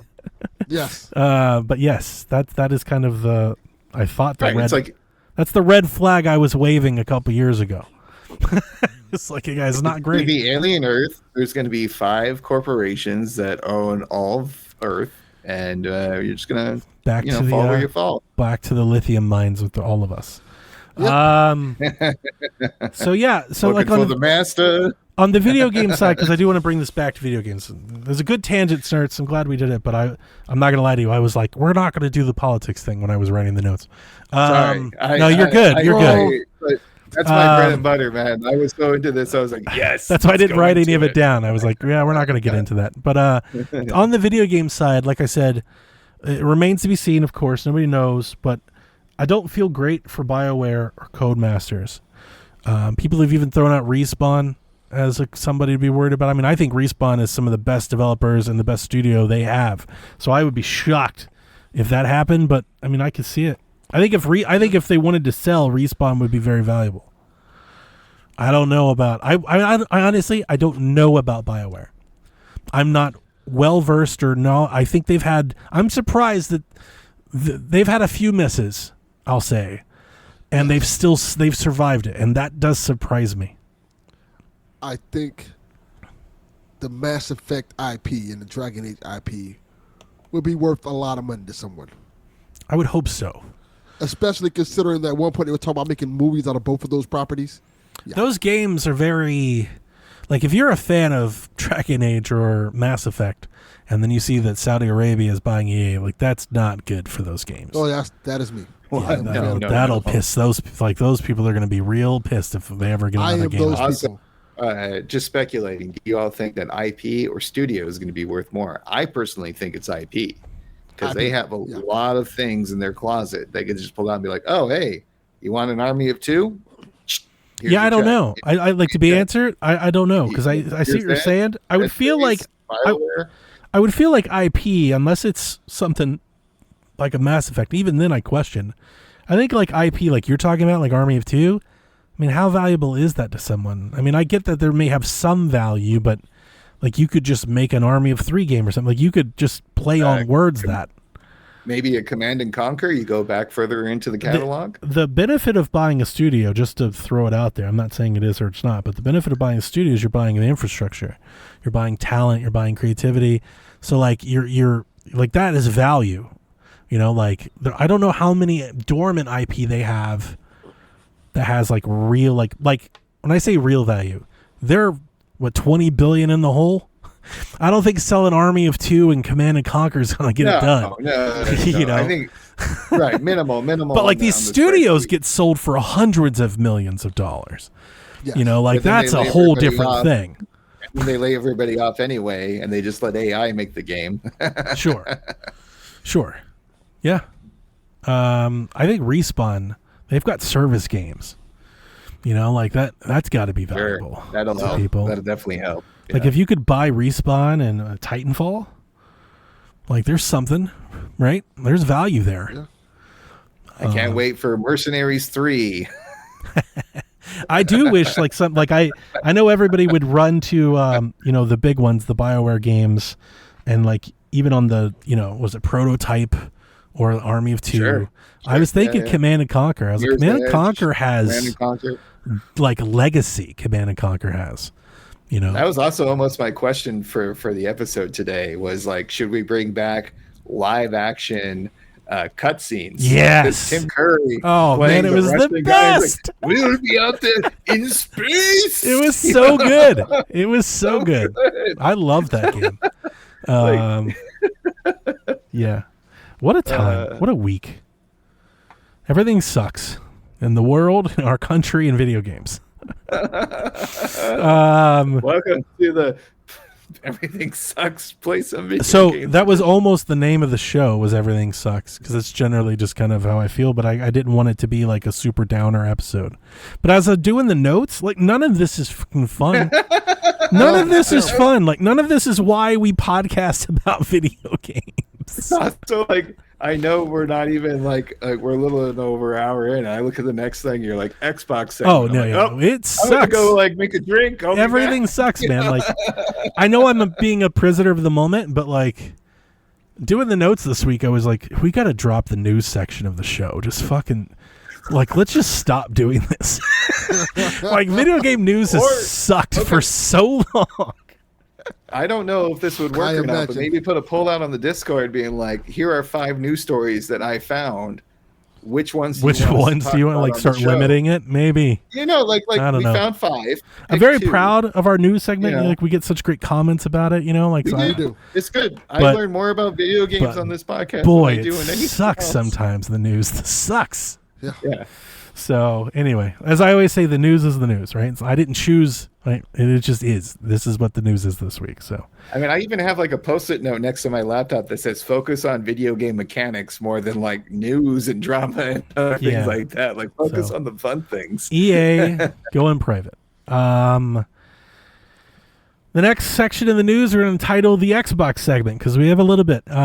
So there was a TGS broadcast last week after our show aired. The Tokyo Game Show, they announced some stuff. You saw all the regular stuff that they've been showing all year. So they had like, you know, a little showcase. They had Call of Duty, of course. They had Flight Sim and Ninja Gaiden, some indie games, some Game Pass games. You saw Monster Hunter Stories again. We saw 007 again. They're putting Bruce Lee in Hitman World of Assassination. I threw that in there for you, Delvin. You excited? I don't know how I feel about that. So am I going to kill Bruce Lee? No. I think you helped Bruce Lee kill someone else. Okay. Was what I got from the trailer. Well, that's much better. You're like an accomplice. Yeah. I think they team Are up. they doing like Once Upon a Time in I think Hollywood you should have to assassinate Bruce Lee. I think that because imagine like he just beats the shit out of you. That would be really funny. I can't wait till that Hitman OJ Simpson DLC. Does it end in court? He's trying to put on the glove. It doesn't Agent fit. 47. We got it. Agent OJ. That's wild. Agent OJ. But really Oh funny. my god, I love that. The big news from The only car you TGS. get is the Bronco. The big news from the broadcast was that Forza Horizon 6 is confirmed going to Japan. They had they didn't show the game, nothing about that at all. What they showed was a camera panning through a garage, and we kind of saw the bits and places that Forza has been in the past, and then it showed a kanji license plate, and then showed Mount Suzuki, or I don't know what it's called, the one with all the pink flowers on it and stuff. It's pretty famous. Fuji? Yes. Is it Fuji? I think it's Fuji. Yeah. I don't remember. But yeah, so they're going to Japan. Surprisingly, they have confirmed that Forza Horizon 6 will not launch on PlayStation 5. Factor that into whatever the fuck they're doing. That is weird, but Why? In what world? Isn't Gran Turismo coming out soon? Didn't we get that from the showcase or the state of I think play they're that we just doing watched? DLC. It's not like a new game or DLC. something. They're like adding one track. It's nothing. And that's not going to stand in the way. Forza Horizon is massive. That's not going to stop it. But I don't want to just kill them because this is what I want from them. I want them to have more preference for their library on their consoles and stop doing what they were doing. The problem is that I don't think that's what's happening here. I don't know why this is happening. I think they're launching on Xbox and then they'll start working on the port for PlayStation, I guess. I don't know, but it's very strange that they're doing all this day and date stuff. They put Forza Horizon 5 on PlayStation. It rocked the charts. I think still rocking the charts. Everyone talks about what a great success it was, how many copies it sold. And then the next game you don't put out day and date? Gears is day and date. Their next game, Outer Worlds, would be day and date. There's others that are going to be day and date. But now Forza Horizon isn't. So, as with most things Xbox, and boy, believe me, we're about to get into more of this, I'm just kind of left confused. I don't understand why. I don't get it. yeah, it's interesting. More Maybe importantly, I don't really give a fuck. there's that part. I told this to Sean last week, and I mean it with every fiber. I'm definitely going to get some of this news wrong here in a minute. And guess what? I don't care. I'm tired of talking about Xbox. I've been talking about Xbox for what feels like 2 years, and I don't It has give a been 2 fuck. years. I don't give a fuck. Might have been longer than 2 years. I don't give a fuck. I don't give a fuck. The reason we talk about Xbox, because they're the only ones we're talking about. Because every damn week there's hollering and screaming something about something. They're fucking putting games over here. No, they're not. And they've $1,000 handhelds. No, they're not. Changing everything. No, they're not. They've changed and changed. That's all they do. That's all they do is completely rebrand and retrain and retweet things. That's all they do. So they're worth talking about because they're always in the news. Yes. But it's not anything we want them to be in the news for. So I don't give a fuck. I really don't care. That's where I am with them. They also confirmed the prices of their handhelds, which we didn't talk about on the podcast. Here we last go, week. baby. So their Xbox Ally, the base model, the Steam Deck model, is $600, $599.99, and then the Ally Xbox X, the Z2 model, the one that everybody wants, the super powerful one, is $1,000. Donnie. $999.99 for a fucking handheld. Donnie, what loser, what Oh, rube we know a couple. would pay $1,000 We know a for couple. goddamn Xbox handheld? What up, Rude Days? Calling you out. We know a couple. So it launches in a couple weeks. Funny thing about that, people already have them. Apparently in Europe, one retailer just shipped them. They have them today. There's They were unboxings. shocked People are someone playing bought them. them. They're like, you bought this shit? Here, just take it now. They did. Get it out of our warehouse, please. So they're already out. People have them. You can read all about it. You can go watch, all the things you want to watch if you want it. No, I don't think I will. They said a deep dive on the future of Halo will be at the World Championships next month. So Okay. maybe we'll learn more about Halo's Give me Halo future. on my PlayStation. That's all I need. Oh, I think that's happening. I think that's probably what they're going to Yeah. talk about. I'm Here's gonna my money. Take it. I'm gonna save Digital that. Foundry will shame the Xbox's screen like they did the Switch 2. Honestly, no. And this is something that I try to bring up occasionally. I don't want to rain on people's parade. I think it's crazy buying this thing for $1,000, especially because it's the Ally. You could just buy an Ally X and save hundreds of dollars. I was saying the exact same thing to myself. That Just an that eye. blows my mind. But that aside, because we already have performance differences. You're getting like 5 FPS. That's the difference between, like, it's not like a generational leap or anything like that. I also wonder if somebody really good, by actually the way. pays the money for it and someone just like spray painted the Xbox logo over the right parts, and then they get it and like Put a sticker they on hit it. the button and it smears off. They're like, ah! Like I said, I don't want to rain on people's parades, but like if they've got the money and they want to buy it, fucking let them have it. Like, why not? Yeah. Buy whatever you want to buy. The thing with these Like, channels, if anybody wants to buy me $1,000, the thing with the tech channels, I try to bring this up. The thing with the tech channels, like all the handheld channels that we share, Digital Foundry, the guys that break things down and rip the console apart and all that. The thing about those channels that you have to keep in mind when you watch them, because it's easy to like eat the hype, I've done it myself, is that they're always going to like the next best thing. It doesn't matter what the price is and stuff like that. Their channel, their whole existence is centered around the teraflops and the bits and the FPSs, FPers. That's their whole thing. So they're always the next thing is always gonna be that, because they need you to keep watching. They're not gonna be like, oh, I got the Switch, it's great, and I'm good now. Like, that's never going to happen. Like they'll tell you like, yeah, you could buy a Steam Deck for half the price or a third of the price. They may say stuff like that, but they're always going to ramp up and love the next best thing because their channel is centered around it. That's why they keep reviewing the handouts. Like, that's why they keep doing it. Isn't that the difference, though, than taking advice for a purchase from like a friend or a colleague or someone who's into this kind of thing versus like going to the channels? Like all the time, people are like, "Oh, Josh, you're into video games. Like, what should I buy? This is what I want to do. This is what I want." And I guarantee you, they take like when I'm saying there are 3 other friends who know what the fuck this isn't true about, much more than just like whatever these channels are going for. And of course, D-Life is wrong. Yeah, and I'm not just trying to say he's wrong. It's just that I bought. Yeah, I bought an Asus Ally X on launch day. So here's the funny part about what you're saying, Snerts, is that in these channels that you're talking about, where you see, I'm having people tell me about the Ally, and it's like I'm the only one here that had one.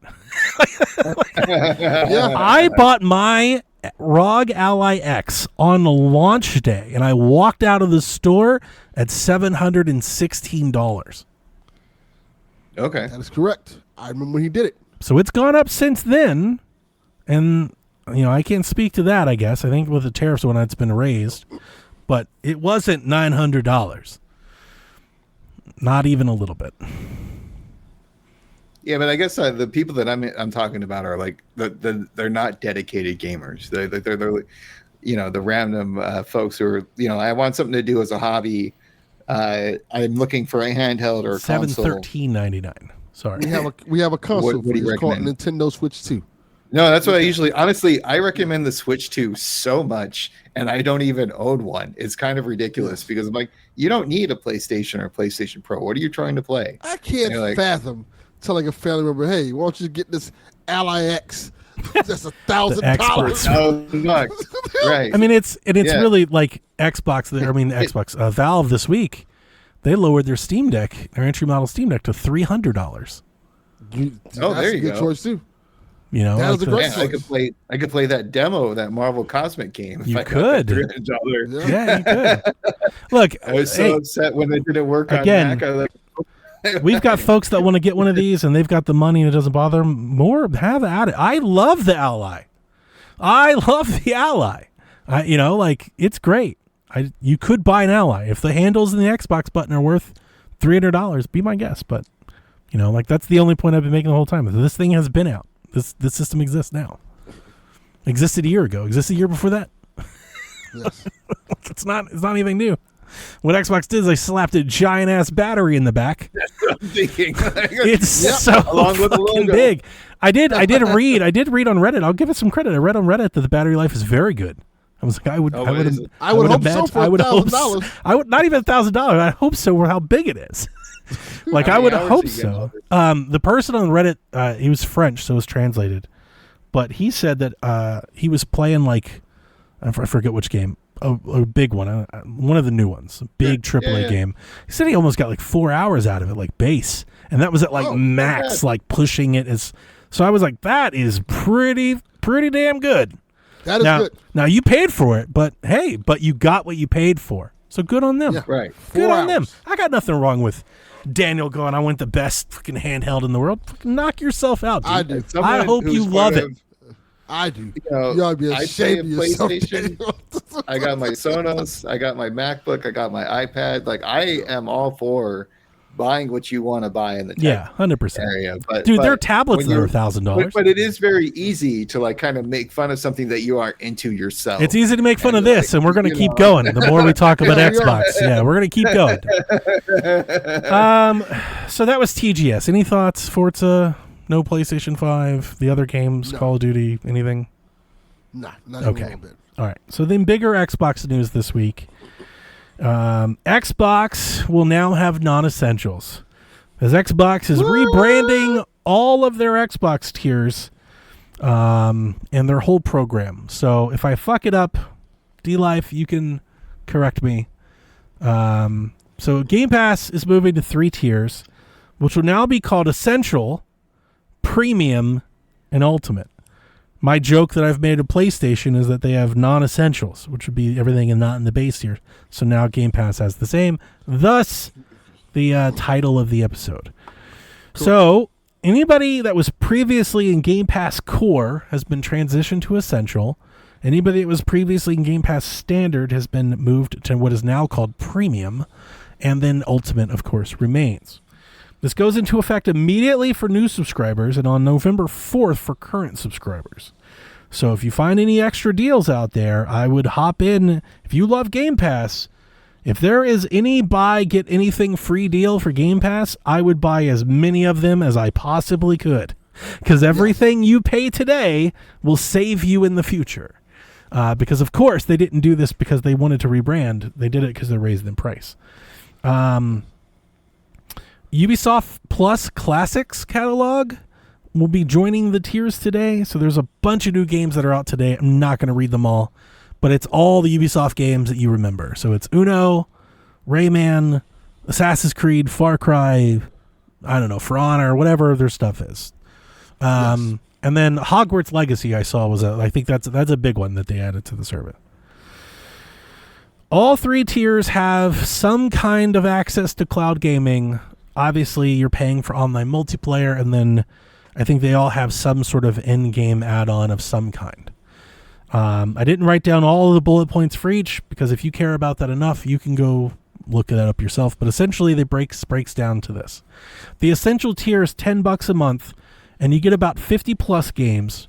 One of the things that they did a part of this Game Pass plan is they've restructured Microsoft Rewards around this.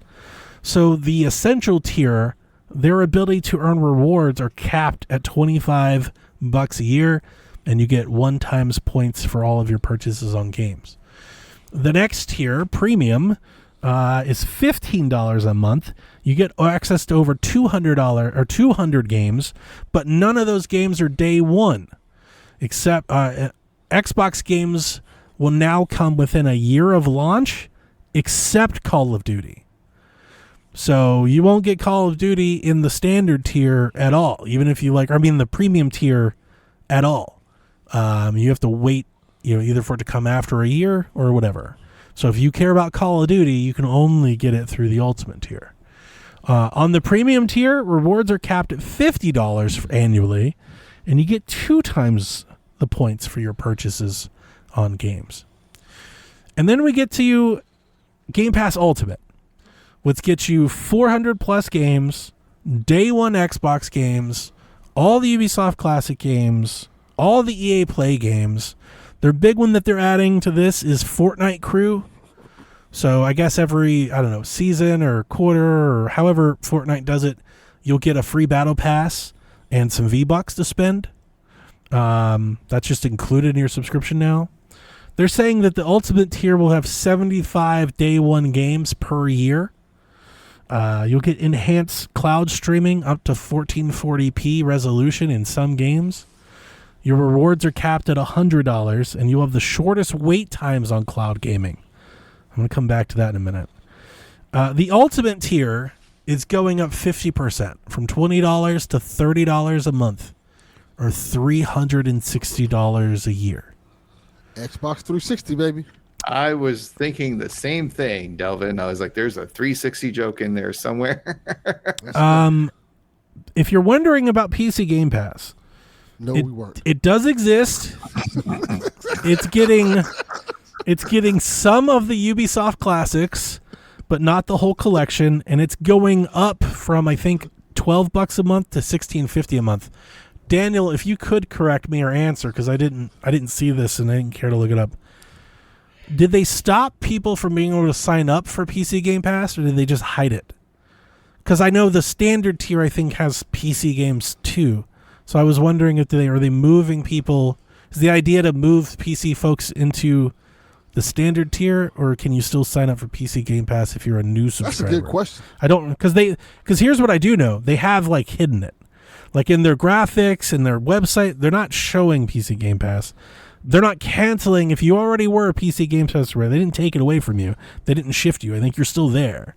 They just raised the price. But I'm wondering what the plan is for new folks. My belief is that PC Game Pass is still there. You can still sign up for it. You may just have to, I don't know, Google it or use the app. But it's going up to $16.50 a month.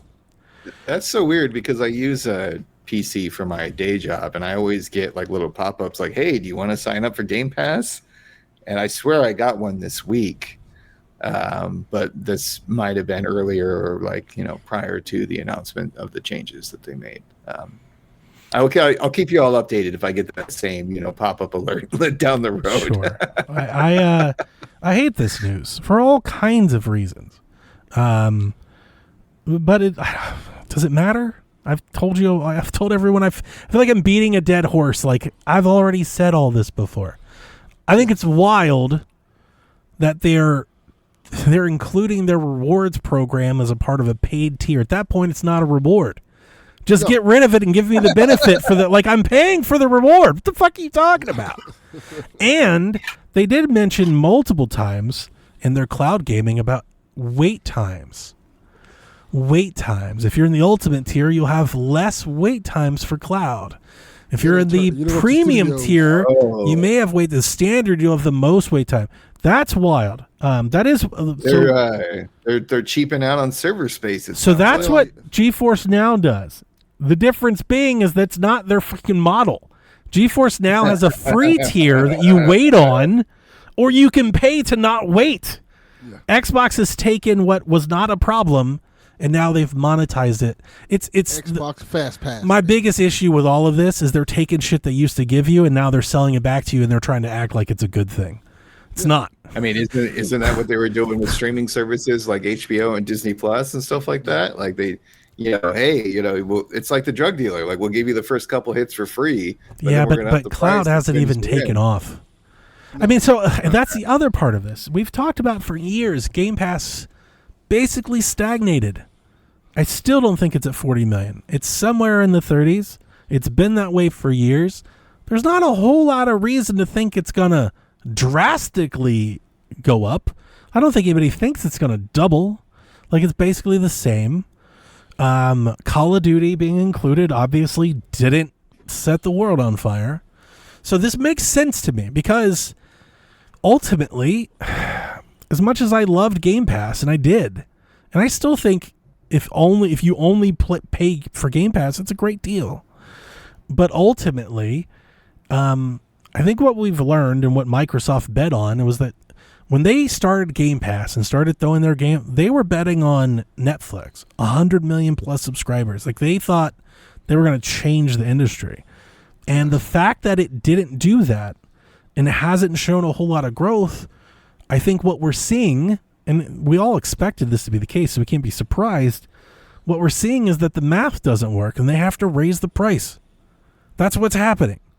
And they can say they're profitable and all that, and we can argue about whether or not, and I'm not even saying that they're not profitable.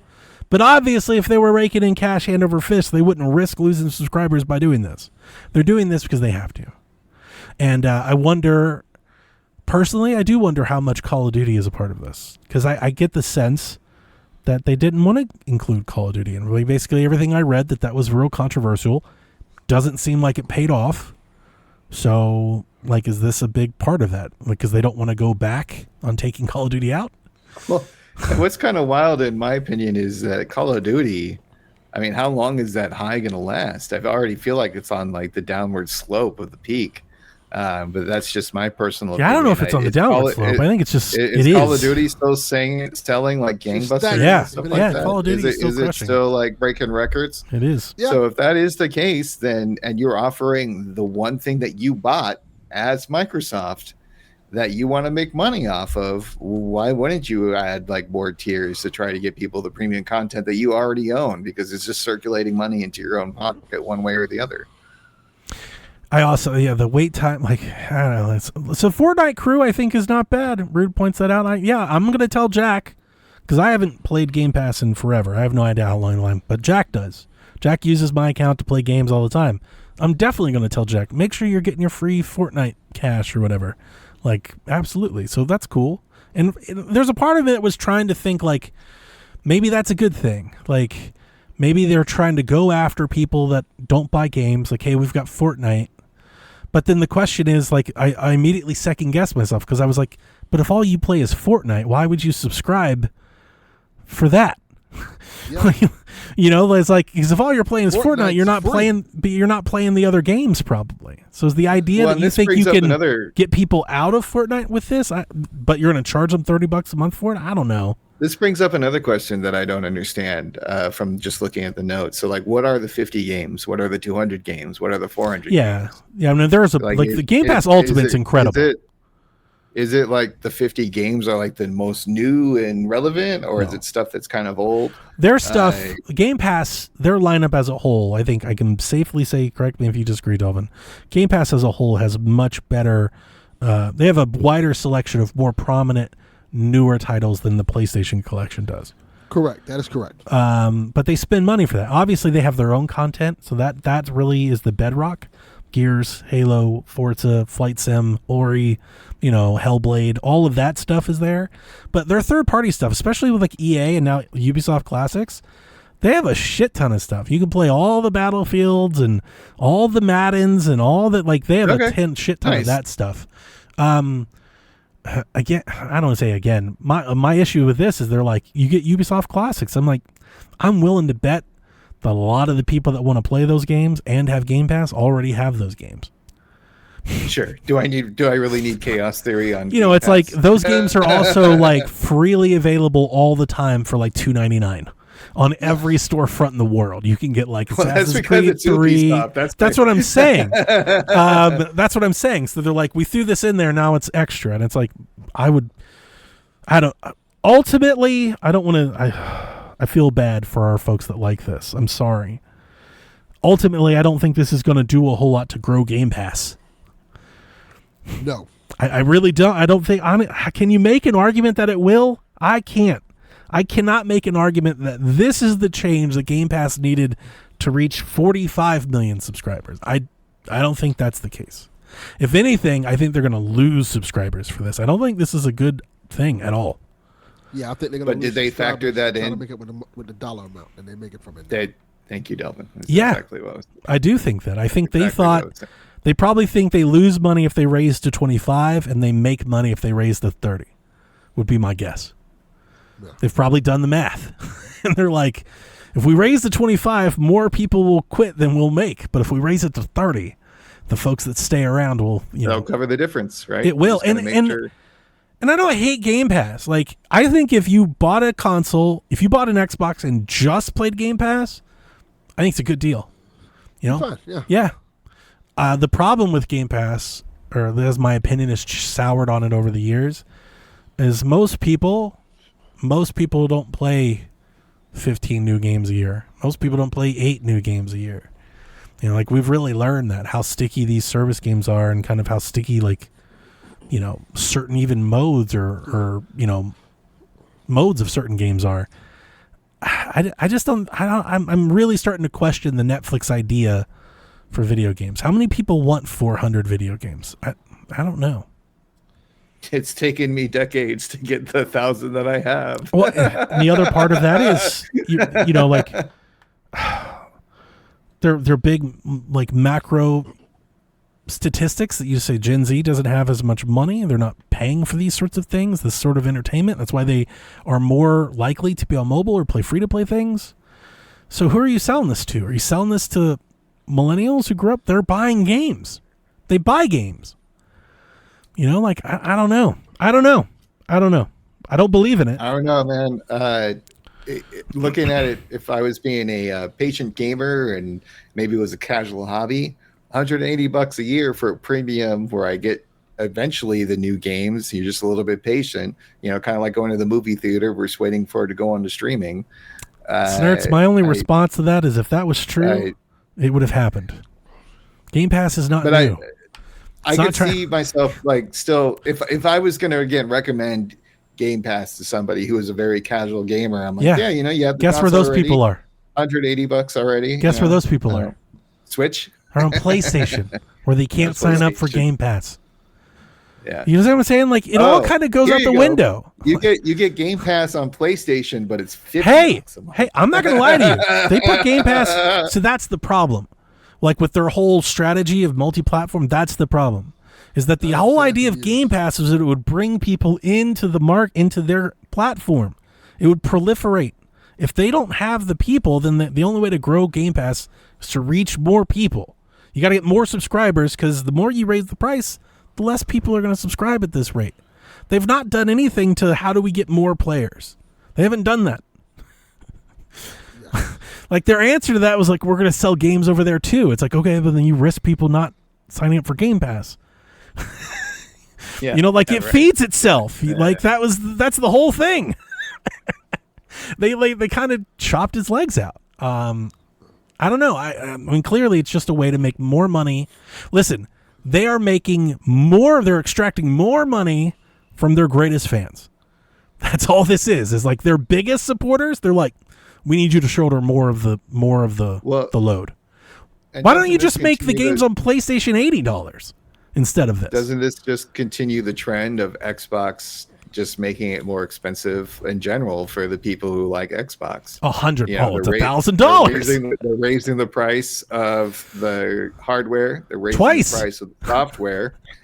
They've done it twice in like 7 months. They've raised the console prices. I think whoever's in like charge of the strategy is just kind of like, I'm sick of losing money. I'm sick of losing money on this stuff. You know, Sarah like, Bond. I'm just. Screw it. I don't care if we lose people. Let's figure out the math. Like, what is the maximum like amount that we can charge without losing enough player base to hit us in the red?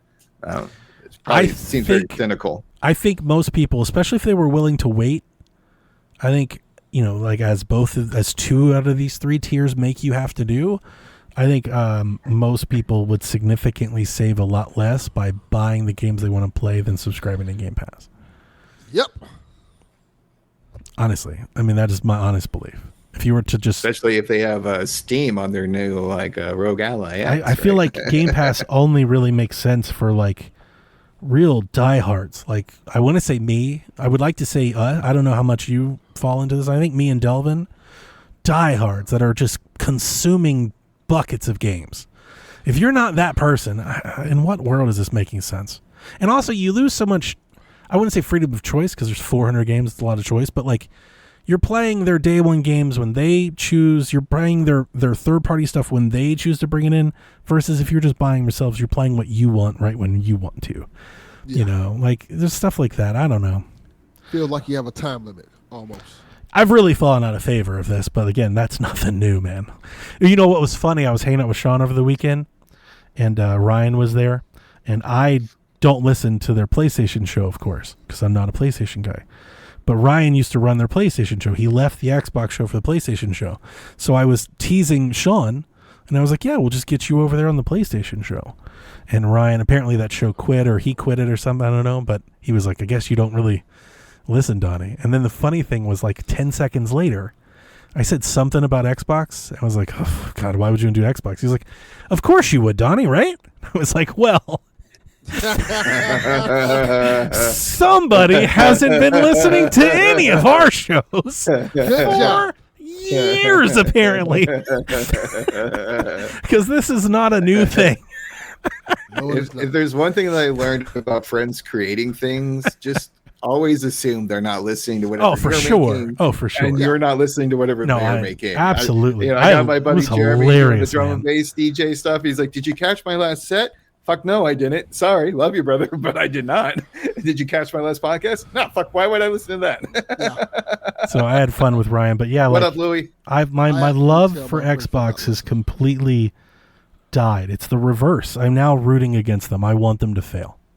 Yes. Also, I am just so happy that I switched over to PS4 when I did. You were a smart man. Because I had I love the original Xbox. I love the 360. It's just like the And I've just, for whatever reason, it was like my friends had more PS4s than the Xbox of that time, and I just moved over and I never looked back, and I couldn't be happier jumping ship at the time that I did. this is like the Yeah, Louis did like that story, Donnie, about Nice. the random shit. You got to stick around for the beginning of the episode, Louis. That's when Delvin and Donnie tell their wild stories from Georgia. this is and like the Miami. fourth time Xbox has reshuffled what the tiers of Game Pass are called. Oh, like- really? I'm so fucking sick Damn. of them are. doing this. Not just that, it's all this bullshit that they've been doing. Like at this point, for the folks that are like really into this and eating all this up, like I question them. It's like, how do you have any faith in anything Xbox is doing? Anything at all? Like, is there any faith in anything that they're doing? That's what I don't like. People are like, you sign up for this today. It's like, yeah, that's what this is today. We have no idea what this will be 4 months from now, 12 months from now, 2 years from now. You know, they changed the console, they changed the price, they're going PC, they go multi-platform, they've got everything's Game Pass, then less Game Pass, Call of Duty in Game Pass, no Call of Duty not in Game Pass, day one, but day not. Like, I would love to ask them, like, can you give me a 1 sentence pitch on what Xbox is? Like, what the fuck are y'all even doing? It depends on who's in that elevator. $1,000 handheld. Yeah, it's just nonsense. It's just noise at this point. Just noise, and I'm tired of it. And I'm just tired of even giving it attention. It's like, okay, just go be, I don't know, Logitech or Asus or Alienware. Go be whatever you think you're going to be, but God forbid, stop subjecting us to this. Like, just do it. Yeah. You know? Oh. Louis, according to the notes, PC Game Pass is going up to $16.50 a month. so- $16.50 a month, Louis. And you get a couple Ubisoft games. You can play Uno now. Yes. Uno and maybe Anno, I think. For Probably, $16.50 a month, you can play Uno. they'll probably throw Assassin's Creed Syndicate in Louis, there. Louis, I'll buy you some goddamn Uno cards.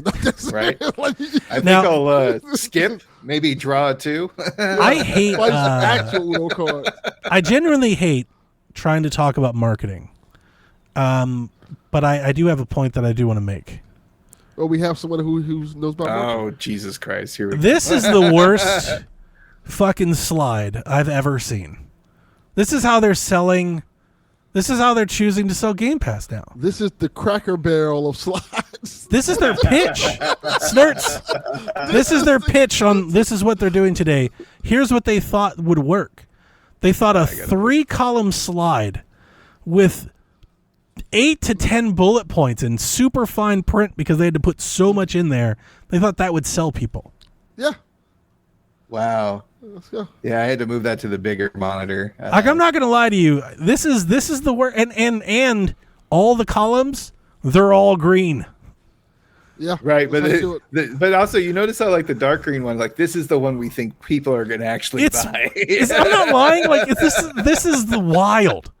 This is wild. Like, my point that when I read the blog, because I was expecting this news, it's been leaking out for a couple of days, so this was no surprise at all. But when I saw the Xbox Wire post and people started sharing this, I was like, holy fuck. In what boardroom do you sit anybody in and you put this up and we're like, this is what we're going with? Like, no, we're You know not. what it reminds me of is when I was like looking at the Verizon website and I'm trying to figure out what package suits my mom and I best for the cell phone plan. You know, you're kind of like, well, you have these tiers, and then there's bullshit and fine print. This is the point, D-Life, I was just about to make. I think AI would be better at this than this. Yeah. This is worse than, like, AI could not have done this. I would expect more of AI. This is real bad. That is like the ultimate diss now, too. It's like, wait, a human made this? Go fuck yourself. So here's the other part that I want to make, and this will be the last part I talk about their marketing. So this is slide 1. They had to make a whole other slide, Snerts, to explain how rewards work per tier. Oh, again, their cashback rewards program. I swear to God. I think if you're ever to a point where you're like, we need a comparison chart for our words, abort. Like, that is like, you're going down, you've ventured down the wrong path. Stop doing what you're doing. But I think PlayStation did the same thing as far as showing the tiers and what's available and what's not. Nah, son. That is a pretty common tactic to like have like, oh, we have a 3-tier plan. You know, if you sign up for Disney Plus now, you get like Hulu, blah, blah, blah, blah, blah, blah, blah. And I gave them shit about all that too.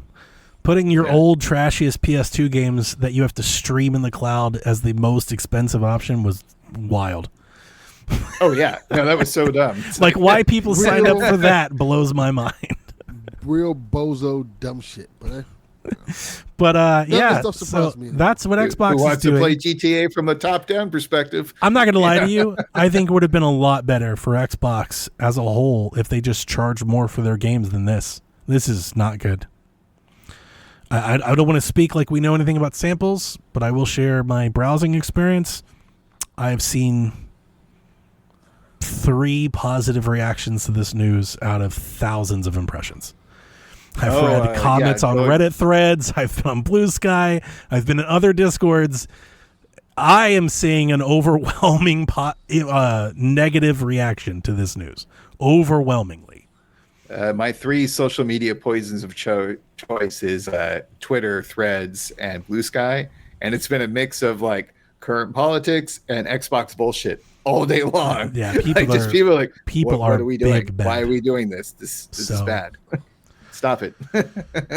Riley says, does Xbox need an entirely new leadership team, or does that not matter because they answer to Microsoft? Didn't they change the leadership team? Could my answer to both of those questions be yes? Yes.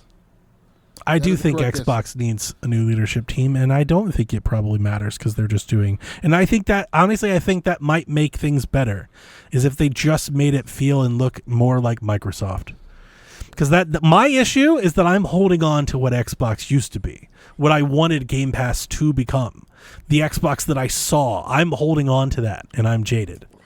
This is Microsoft Gaming, as they like to reiterate and tell people over and over again. And I actually do think it would be better. Because here's the thing. It's not even just that it would be better, is that I just think a new voice and some accountability is in order. You know. But this is the new leadership team. Remember they did the whole thing? It was Sarah Bond and all these people. Yeah, but they've been around for a minute. Especially Phil and Matt Booty. You know, like, and it's not just them. It's just like they had a run there where a lot of their games came out very bad. When you're the head of the studios, kind of fucking your job, dude.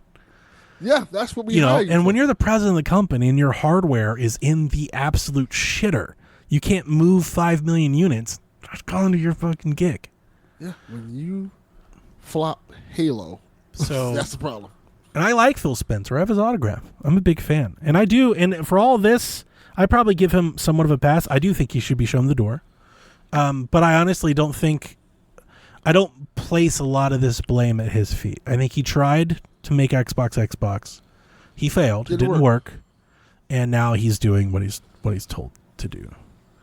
Yeah. So, but I still like. I mean, there's Phil nothing Spencer. wrong with giving a college try. Of course, yeah, no, and it's very easy for me to tell them to light their billions on fire. You know, it's very easy for me to do that. And it's also not like Xbox is going away. They're having a rocky period, and we will see what comes out of it. Fuck that Snerts. It's I was being lighthearted for sure. A rocky period. You weren't here for fucking Recore, Snerts. No, I was.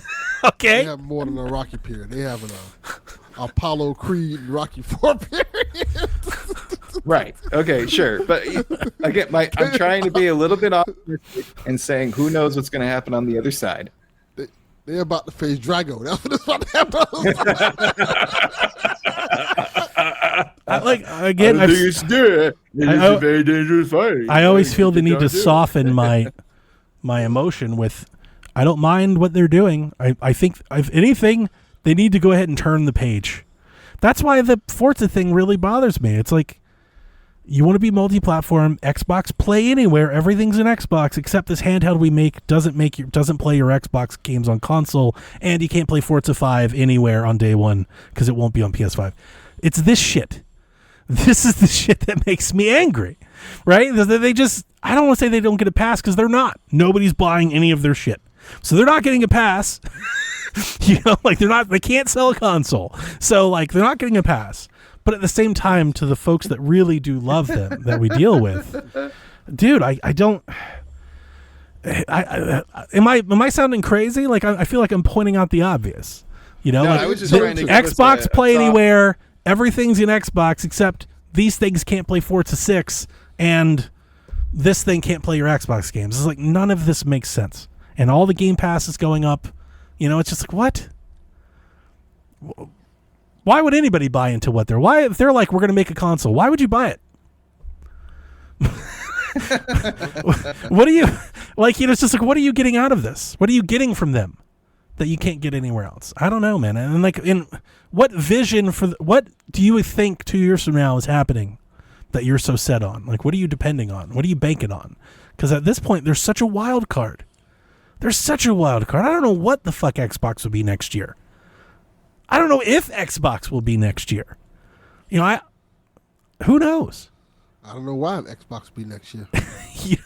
What if it starts going through the like HBO Max branding, right? So we used to be Xbox, now we're Microsoft Studios, now we're Box. Now we're Xbox Studios, now we're Microsoft Xbox Studios, now we're Box Studios. Now it's a bit Studios. for me. I'm sure it's very evident for me. The well's a bit sour here. Like, I'm just kind of against all of it. I don't even want to hear about Edge or fucking Windows. Like, I'm just so tired of Microsoft. Like, Box. I want to forget about them for a while. Like, I want to forget about them for a couple years. Well, Donnie, you have that power. I'm working on it. You can't forget about them. I'm trying, but I got to do this fucking show where I got to talk about this dumb shit every week. No, you don't. You absolutely do not have to talk about anything. I mean, I don't have to, but we have your fucking show, man. You're right. That's a good point. But we have people that listen to us because of Xbox. That was a big part of this place. You have 3 people who listen to us. I'm telling you, no, we have a lot more than I that. love all 3 of you. You're great. And I hate it because, it's a part of my legacy, but Xbox Empire, we were rocking and rolling at one point in time, Snerts. It was our best show. I understand. I think it was our best show for a moment. You posted something about Fable, and I literally pulled out the Fable game that I had and booted up my 360 and immediately gave up as soon as that janky shit started playing. But it was like a love and a nostalgia for at least 30 minutes. Josh, that's one thing we can always count on Xbox for, no matter the circumstance, picking the dumbest name possible. And you said for a console, but I'm not even going to say for a console. It's for all things. Consoles, services, Game Pass tiers, I do think I'll pass on Game Pass. I don't know. Like, I think I'll cover like the big announcement. I think I'm going to stop reading off like the Game Pass games. If they're going to start throwing in Ubisoft classics and they start really mudding up, I'm not going to do all that. I'm not doing that. So we might cut back on that a little bit. I might just be like, hey, Call of Duty's on Game Pass, like a big game. But yeah, Captain Awesome, I would love to see a Fable 1-3 collection coming to PlayStation. Yeah, that would be fun. I would want all 3. I'll pay like, I don't know, $90 for it. I mean, I would buy it a lot, but I don't think the cards. I don't think that's in the cards. No, I don't think it's in the cards either. I wonder if it's really hard. Dream, Donnie. We can dream because they've never really. Fable 2 and 3 are X enhanced, so they run a little better, but. Those games still don't particularly run well. You remember like the Lionhead jank that they kind of had? I actually I think it might be a matter of it be really hard remake. Oh yeah, because think about it though. Like when you have a turret, people that have played it, Fable know exactly what I'm talking about. Yes, I 100% know what you're talking about. Yeah. I'm sorry. When you're in that first opening map and you go up the hill and the entire village disappears for a hot minute. Yeah. I think it'd be hard to remake, and I think that's why we've never had it. So I don't think. I'm pretty I don't sure that was one where it. I got the eyeballs popping out with no actual face, we don't even have them on PC and stuff, right? I don't think it's really. Is that just anniversary? I didn't know that. Just anniversary. Okay. So if you want to play Fable 2 or 3, even on the Xbox app, you have to stream it on 360 stream because it won't work. But yeah, the original Fable definitely shows its age, man. I'm telling you, I didn't even make it into adulthood before I was like, okay, I feel the nostalgia is worn off. Yeah. I'm gonna play the new Fable day one for sure. I just also have been saying since it was announced, there's no Not way if you have that wrong tier of game. No, I mean so for those that listened to me during the Xbox Empire days, Snerts, this is before your time here. I was the best in the world at finding Game Pass deals, and I bought Game Pass by the bucket. So when I tell you that I have Game Pass through the end of 2027, I can't even cancel my Game Pass because I have so much of it. Sorry, did we already bring that up? But how does that measure up to the change of the tiers? So I was already on Ultimate. So I have Ultimate. So you're grandfathered into Ultimate for almost 2.5 years from now. Yeah. So you're sitting pretty. I don't use it anyway. I haven't used it all year. Yep. I just bought all of it and just stopped using it. I haven't played a Game Pass game this year, I don't think. I can't remember if I did. I feel like there's one I'm missing, but I don't know. I don't think I've played a game on Game Pass this year. Do you think the next thing is they're going to try to buy you out? You're like, hey, man, I know you have 2 years of this stuff. Hey, if I cut you a check, when I mean $100, it, so I wish I could. I wish I could. I would give it back for pennies on the dollar, or I wish I could gift it or give it. I would give all of it to D-Life if I could. Wow. Yeah. Wow. How the mighty have fallen. Hellblade 2, I think, was the last Game Pass game I played. I think it was, yeah. But what I was going to tell you, Snerts, is back then they had, they were so hard for user acquisition. They had so many great deals, and you could stack up to 3 years. And they frequently, for a while, they were selling buy one get one or buy one get two. I think we're even having buy one get 3 deals back in the day, and every time, I'm telling you, I would drop hundreds at it. I would buy. I had so many codes, Snerts, so we did Extra Life one year. I was handing out Game Pass codes. Nice. Last year, I sold. No, I mean 2 or 3 years ago now, I sold 20 codes of Game Pass that I couldn't use because I was already at the max. I was just selling them to people black market. Do you want some Game Pass? I got the hookups. But again, this just reminds me of Disney Plus because I signed up and I got, I think you paid for 1 year and you got 3 total for the initial offer. Yep. And then all of a sudden now it's going to be up to $18-20 they're talking when they about introduced for the next price. When they introduced Ultimate, you could upgrade all of your subscription for $1. So I maxed out all of my subscription and then I paid $1 to upgrade on top of that. So so for the people that listened to me then, they're good. Rude. Sure. Rude's I don't give a fuck. They can raise it as much as they want. I am good. And I get it. Yeah, you should be. I would be in the same boat if I had it for fucking pennies on the dollar. Yes. But see, the part of me that worries about that is they're counting that into their, we've got Game Pass subscribers. We've got them. We've got 35 million of them. I'm like, you're on borrowed time. Because I bet there's a few of those millions of people are like me that bought in, have it, aren't using it, and will cancel when it ends. So I'm wondering if they're factoring. I'm sure they are with their whole analytics team and all that. I'm sure they're probably checking in churn based on usage time. That's probably a metric that they have. Yeah. What a time. It feels like a whole chapter is closed for me. I'm such a diehard Xbox guy. I have a fucking onesie. Oh yeah. Yes. Let's see. Captain Awesome says, I have zero expectations of New Fable, Donnie. I think you should lower yours too. It's not that I have expectations. My expectation has been it won't be anything like the originals. Yeah. I've been saying that in Fable Reddit for years. I've been trying to tell everybody, like, you need to let go of anything that you associate with Lionhead because it won't be the same. It will not. So it's just got to be. It's going to be something it's new. Not so. For any franchise that old, it's not going to be the same. True. I just feel like the whole vibe will be different. You know what I'm saying? Is it going to lose its whimsical charm? Yeah.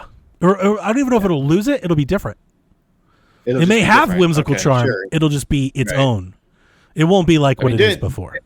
Didn't the second one open with like a bird shitting on you? Yeah. Yeah. And I honestly feel like if there's new people doing it in a modern time, I feel like any attempt to recreate that, I feel like might land flat too. It's a different time. Or it could it's not be 2007 like anymore. It could be like the more recent Naked Gun movie that actually kind of hit the same notes and was, referencing the old. If that's true, hopeless optimist. If that's true, game of the year. There you go. Nice. But I don't think so. Josh says, so it's Donnie's responsibility to review Call of Duty game. Absolutely not. I don't know what happened. I feel like I've fallen out of such... I played every Call of Duty for years, and it's not just Call of Duty. I just have zero interest in that, Battlefield, like anything. I don't know. I'm just not even... It does not even feel paying like attention. shooters have kind of hit a rut, right? Like, it's the same old thing over like, and I'm over looking and at over them again. and like we talked about this last time you were on, but like the same thing. The season passes, the trinkets, the things you're supposed to, like, the constant, bro. Like, I'm just like, just shut all. I'll play Doom. Never mind. Like it's all of it. All of it. Yeah, I'm just not interested. Yep. I feel. I want to go out on a limb here. I feel like I did that with Resident Evil. I think shortly after Resident Evil 4, like I went through a period where I was like, I think for a time I actually probably thought I was done playing Resident Evil. And then they had to get me back. You had a little bit of that with 8.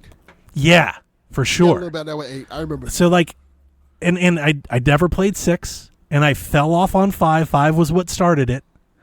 And like, yeah, there's a whole period where that happened. I feel it's very similar right now about those style of games. Like at the moment, if all they're focused on is multiplayer and battle royale and season pass, I'm not interested. Like I'm just kind of not interested from the jump. I don't even care. Let me know when you want to make something different. Is kind of where I am with kind of all of that. Let me know when Space Marine 2 Call of Duty comes out. Then I'll pay attention. Let's see here. Any other chats? Rude says, I bought Game Pass codes from Donnie. See, I was unloading Game Pass codes like on the black market. Like, who wants them? You get a code. You get a code. Every time they raise the price, I was just like, hey, I've got codes. I got codes. I funded my N64 collection off Game Pass codes. Game Pass dealer, baby. I sold my Game Pass codes and I bought all of those and my Ally. That's how Grouchy bought my Ally. I was like, Grouchy, you want an Ally X on the cheap? $500. He's like, what do you get into? I got to buy Japanese N64 games. I got an itch that needs scratch, man. Like the Dave Chappelle character, he'd be like, hey, man, I got them codes. I got them codes. I got them codes. I got them codes. Holy shit. $1,000 handheld, $300 Game Pass. Like, all right, how about it? If we were doing a merch store, we would definitely have a T-shirt and hat and bumper sticker that says the price of the brick is going up. For sure. Yes. For sure. I feel like that's been like our motto since I've joined, to be honest. Because since you've joined, that's all the industry has done is that. Right. Yeah. We should get that on a shirt. Price of the brick going up. It's just like a console. Why not? Yeah. It's pretty good. I think people might buy that. And they play some video games. I just feel like, man, again, I don't want to just keep beating good the call, horse. Riley. I've got codes. I got codes. Different Area codes. Area codes.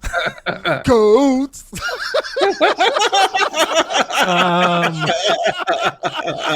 Yeah, for what you're getting for Game Pass.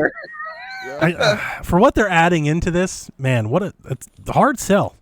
It's a bad pitch. It's a bad pitch. You know, it's almost to the point too where you feel like, hey, you sign up for T-Mobile, you'll get Game Pass free for a year. That'd be a great deal at this point. That's a really great deal. People might sign up for the phone and be like, shit, anything to save a buck. I mean, I hear like all the streaming services for like video content, right? It's like a lot of times if you buy, you know, whatever service, you get some kind of streaming service involved as well. AT&T or Verizon might have Max or Disney Plus or what have you. So I wonder if like this doesn't pay off, all of a sudden you see like Mint Mobile with Xbox. So my pitch for years has been, you use Xbox Cloud Gaming, you strike a deal with Netflix, PlayStation, Nintendo, you put cloud, only the streaming, not the games. So you don't want to fuck with the store, the 30% or anything, just the cloud streaming. You put that on other consoles, you put it on TVs, you find a service, and you start, that becomes the way to monetize new player. Like, they need to reach new subscribers, and not just people to play it. They need to reach people that'll pay to play it.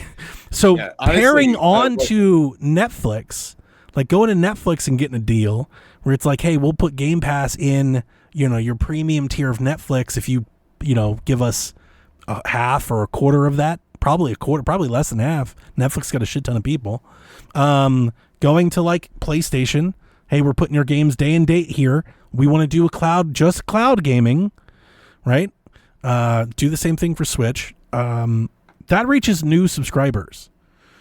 The answer, the question that I've had for years for them is, how do you find new subscribers? They've yet to answer. They're still not finding new subscribers.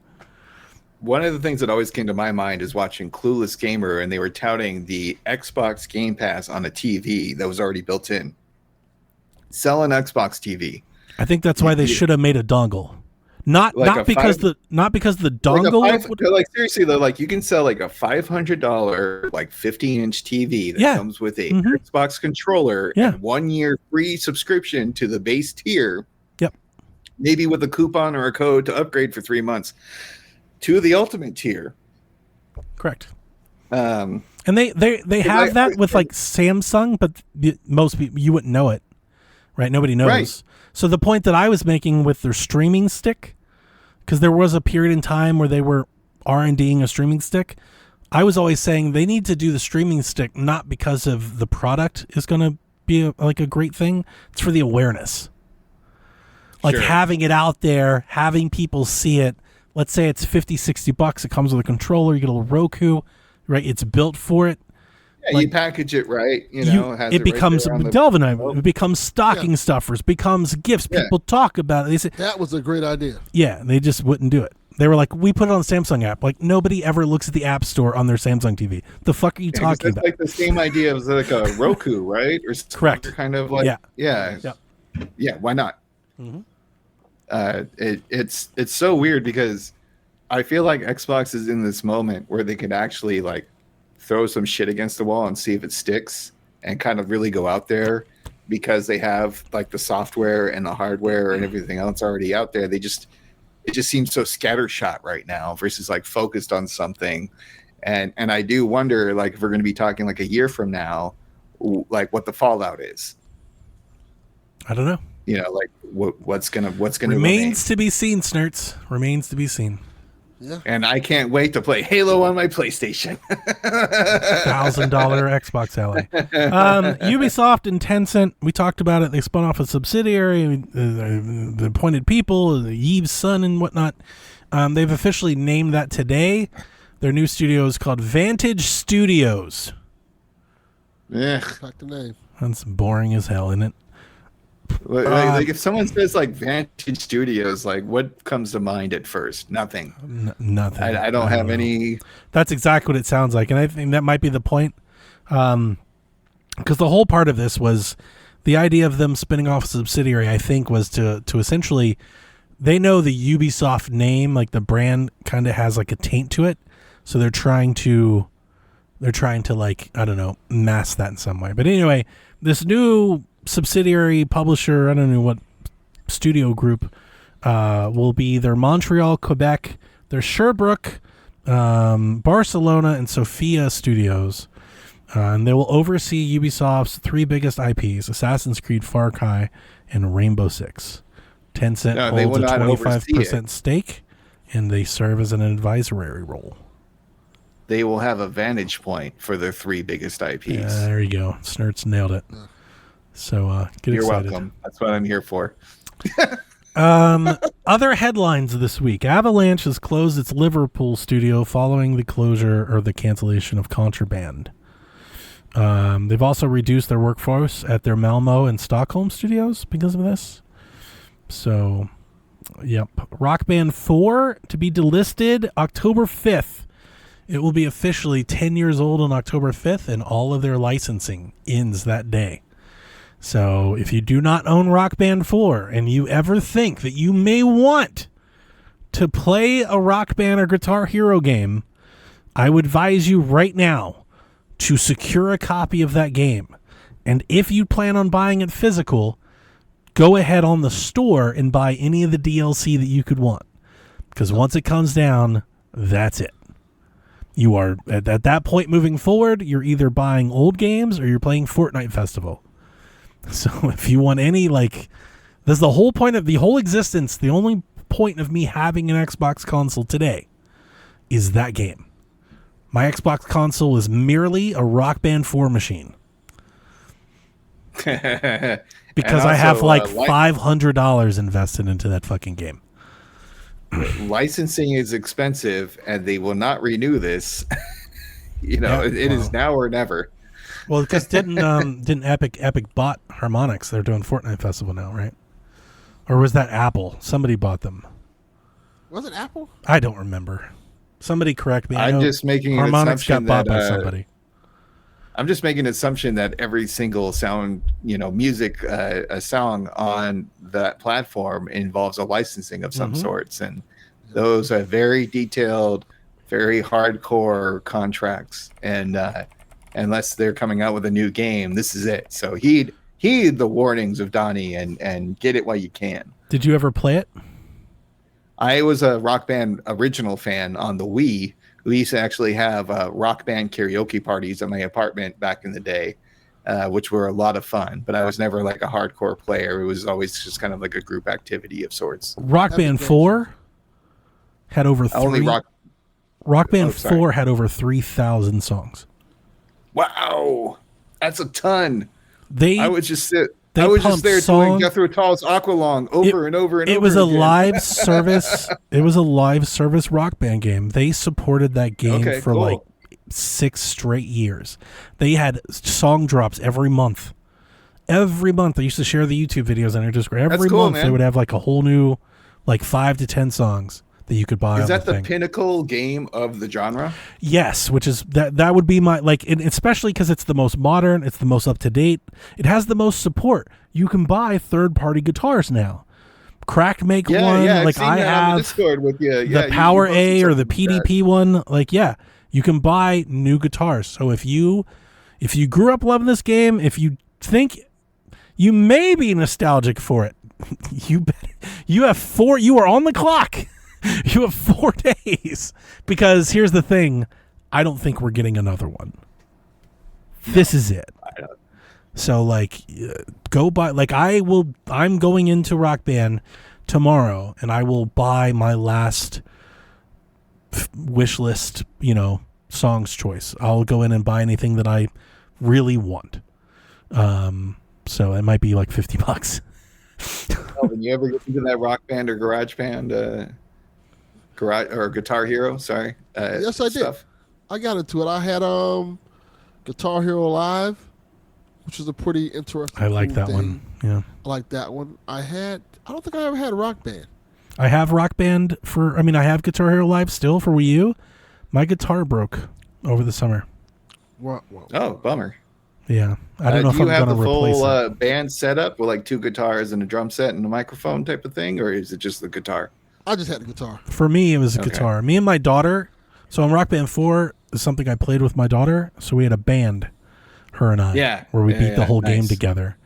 And all of our stats and stuff are there. So Yeah, because I remember I brought him up on the show before, but my buddy Brenton was like the actual musician in the group who was doing the rock band karaoke nights, and like I was the only one. I could only sing because I was the most forgiving. But he was the only one who actually had rhythm, especially after a few drinks, to actually make the drums work. The drums were, and he actually said that he learned like some beats and whatnot on percussion instruments that he normally wouldn't touch because he's more of a string guy. So I always thought that was fun. But what a interesting like period in video game history. Yeah. I admit and that stuff I love the party atmosphere of it. That stuff is actually somewhat hot. Like copies of Rock Band Guitar Hero for Wii and 360, like they're going up in value. Like Gen Z are buying that stuff up as they get older. So. Which makes me wonder if there's going to be like a dormant period, and then someone's like, "Hey, we can make money off of this. Let's release a generic whatever." And at this point, it would have to be Xbox. Yeah. I mean, but you could also partner with somebody like Spotify, and then you have ads playing between the songs, which everyone will That's funny you say that. That's what Guitar Hero Live was going for. That's exactly what it was. Okay. Guitar Hero Live only had like 20 songs on the CD. What it had was like this MTV like channel and there was like 3 or 4 of them that rotated songs throughout the day, and you would just go into the channels. Like every hour the channels reset. And you would go into the channel and it would play things in between songs. So that was like their way of getting around like licensing and selling new music. It wasn't successful. Okay. People hated it, but it was interesting. And I personally loved it because instead of having like the animated in-engine like backgrounds going on with the boards and the band and stuff, they just had music videos with the shit playing on top of it. I loved it.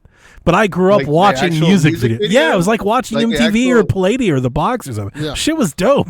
Oh, shit. So like if I'm doing like Nirvana Smells Like Teen Spirit, they're in the gym with the band. Yeah. It was kind of awesome. Okay. Cool. And, honestly, that sounds pretty cool. If I remember correctly, that was the one that also had when you played in front of the crowd. So that wasn't in the service. So the other thing about Guitar Hero Live was that when you played the actual game that had the downloaded songs on it, they had FMV recordings of the crowd that would change based on how you played. Yes. So if you were bad for a period of time, they would boo you and you see the crowd. It was very depressing. Yeah. It was pretty funny. It was all in the first person perspective. Yeah, but their music service, the live part, that didn't do that. It was just music videos. Yes. But I grew up watching music videos. It's dope. My favorite version of Rock Band is no fail mode, where like you just do, you're trying your best, kids. We're just having fun. but that's again, like it was such a unique game because it's like it honestly kind of like reminded me of like when you would go to arcades or Dave and Buster's, but it was a home entertainment experience. I think we would have all sorts of people come over to the apartment to jam out and have some drinks and have some fun, and you can swap it out with like just knowing that it doesn't matter how bad you suck. Which is very much like a karaoke experience, but for your home. That's all it was. And I always thought that was the greatest strength of that kind of game. It's a karaoke machine. Right. Yep. Yeah. I do think if Xbox wanted to, they're equipped to do it. They've got the money to bankroll licensing. They are big players and partners. I think I've always said this. I think Guitar Hero makes a ton of sense for Game Pass. I think you put out a Guitar Hero game, you put it in Game Pass, and then every month, every couple months, you have songs that enter the catalog if you're a Game Pass subscriber. Like it's very easy to sell that model. Like that model makes money. But so far they haven't been interested. We'll see if they ever do it. I think they should. It would make a lot of sense. All right, let's try to speed it up. I realize we're already pretty long. Silent Hill. I got Ghost of Yote to play. Silent Hill 1 remake. I can play the samurai game. You can go if you want. I won't be upset if you go. For a little bit. I won't be I'll offended. give you like another 15 minutes before. Silent Hill 1 remake is in full production with Bloober, so they're moving Silent Hill 2 to Silent Hill 1. Fabulous. Terminator 2D No Fate has been delayed to November 26th due to ongoing global trade and tariff changes that have delayed the shipments of the components for their collector's editions. Of course. Don't care. Whatever. When it's out, it's out. 90s FPS Blood is being remastered by Night Dive Studio, coming out to consoles for the very first time on December 4th. I'm very excited about that. I tried to play Blood. I have it on PC. Controller was shit, and I was like, oh, never mind. So I'm excited to play this. What kind of game is Blood? It's an old boomer shooter. Yeah. Oh, okay. And I didn't play it, so I don't know a whole lot, but I've heard about it for a lot. Yeah, I never heard about it. It was one of these classics that I wanted to get, and I bought, and it didn't play well on my setup at PC. So, and I didn't figure it out. I think it's a mouse and keyboard game. Metal Gear Solid Master Collection 2 is moving forward properly, said Konami at Tokyo Game Show. So they're working on it. PlayStation and rumors. PlayStation might be readying a DualSense controller with a removable battery. Ooh. This $400. This makes all the sense to me. Their new PlayStation replaces a lot of parts with plastic, really cuts down on a lot of the internals. I actually think it's very clean and nice, but in addition to them removing some of your SSD, they're really trying to make those things as cheap as possible. So I think removing the battery out of the DualSense is one way to lower costs. I think it's genius. Yeah. Smart PlayStation. I also think controllers should have replaceable batteries. It's just an easy part that wears out, and you want to replace them. Like your 3DS, Snerts, your 2DS. You need to be able to get to the battery. You know, like yeah. No, my 3DS is such crap right now. You don't want to have to. You don't want to have to like get a damn screwdriver and do open heart surgery. Just replace the damn battery. So I applaud you, PlayStation. I applaud you. If anything, it continues their smart trend, because I remember on my PS4, I replaced the hard drive to get a little bit of beefier memory, right? And that was the whole thing. Got to go in there, avoid the warranty, all that kind of fun stuff.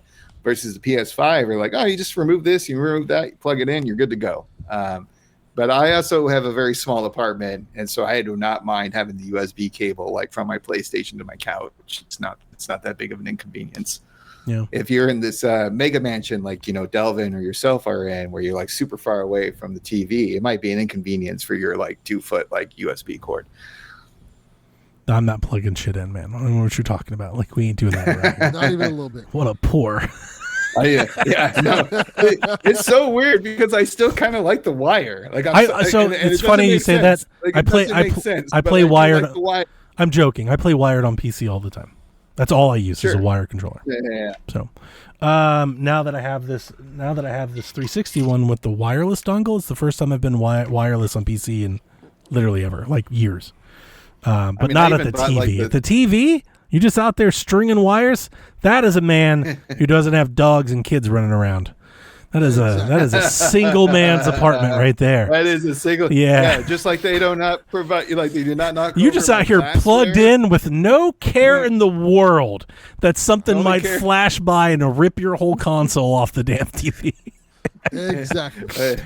Only when I have too many of these. Yeah, no, like it's a problem. You can't be doing the wires. Can't be having wire controllers. No, I know that because I do visit my friend every once in a while, and I brought my 6-foot Xbox controller to play Castle Crashers on his PC, and immediately his white lab was just like beeline through the cable. Yep. My dogs do it. Yeah, like you can't do wire. I would love to play wired on Switch actually, but you can't have wires out like that. That's a problem. I understand. This one's interesting. I dug into this one a little bit. There's a lot of buzz that we might be getting a remaster of Prototype or perhaps both soon. This is a good old-fashioned kind of rumor, too. So the games on Steam this week were mysteriously patched. There's just a patch was released for Prototype, and I think a Prototype 2. I think maybe both. I'm just going to say the first Prototype for now. Patch was released for the first Prototype. The reason people acknowledged this and picked up on it is that the patch broke mods that people need to have to play the game on PC. So anybody that was playing Prototype, of course there's not many, but the folks that are, hundreds, I don't know, maybe 1,000, they suddenly couldn't play the game that they love. So that had them wondering why. So they started digging around and they realized that in the difference in the changes, the credits page has been updated.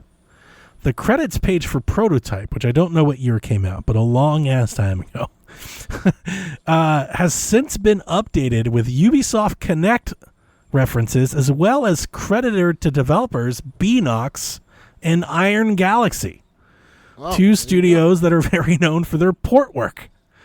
So what people think they have figured out based on Iron Galaxies, I think, is inclusion, is that we might be seeing kind of this new trend that we've seen with a couple of games already, notably Oblivion, this kind of visual on top of remaster, where they do new visual elements and stuff, and they just kind of put it on top of the old game. So it looks new, but plays like it used to. And like the Deus Ex that we were talking about the last time I was. Yeah, a little bit more than that, right? With Oblivion, right? Like a more of a remake, like visually, but yeah, it basically plays the same. Here's a war.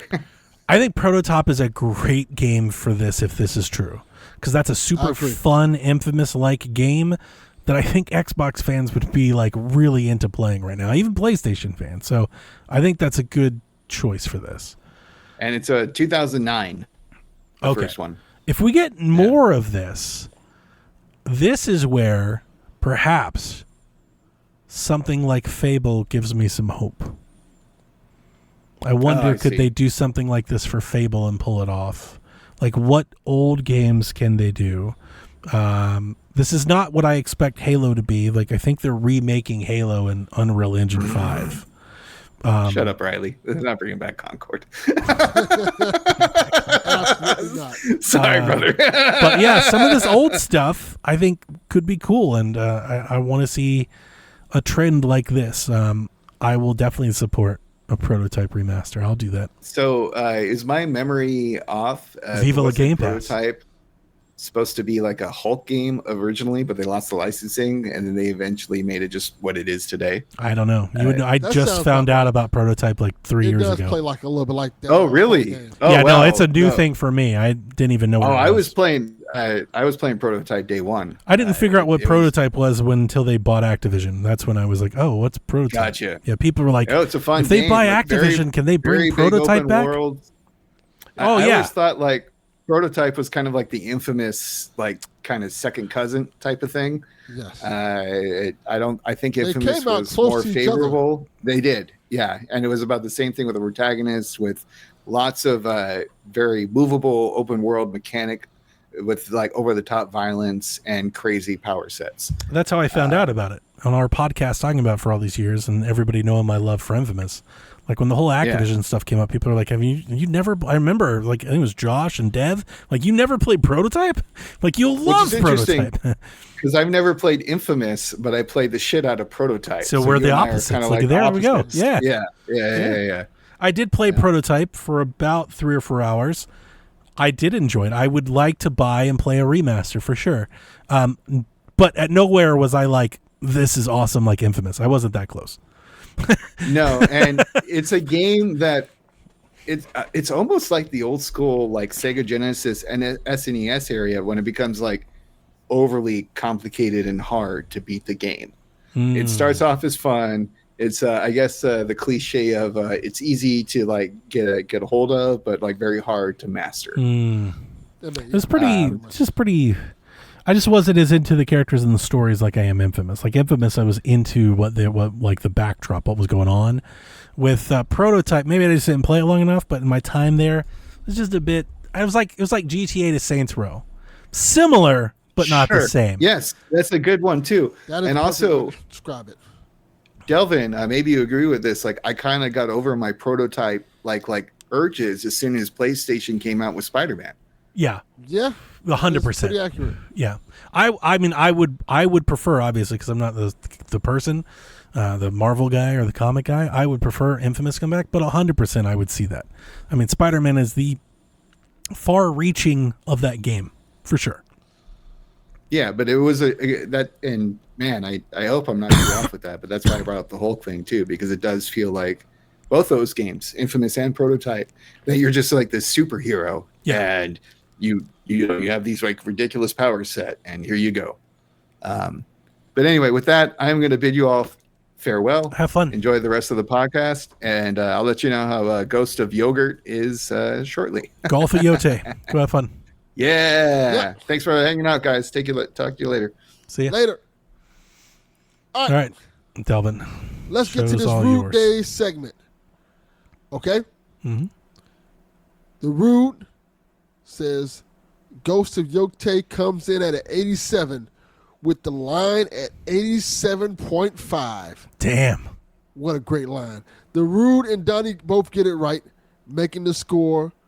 The Rude 2, the Donnie 1, the Delvin 1, and the Devin a big old goose egg 0. Suck it, Dev. All right. This week's over and unders. Over or under 80.5 for Battlefield 6. 2442 came in at 68, while Battlefield 5 scored an 81. The Root thinks over. It better be over. It better be over. If it's not over 80, boy, are they in a fucking... It's worse than I thought.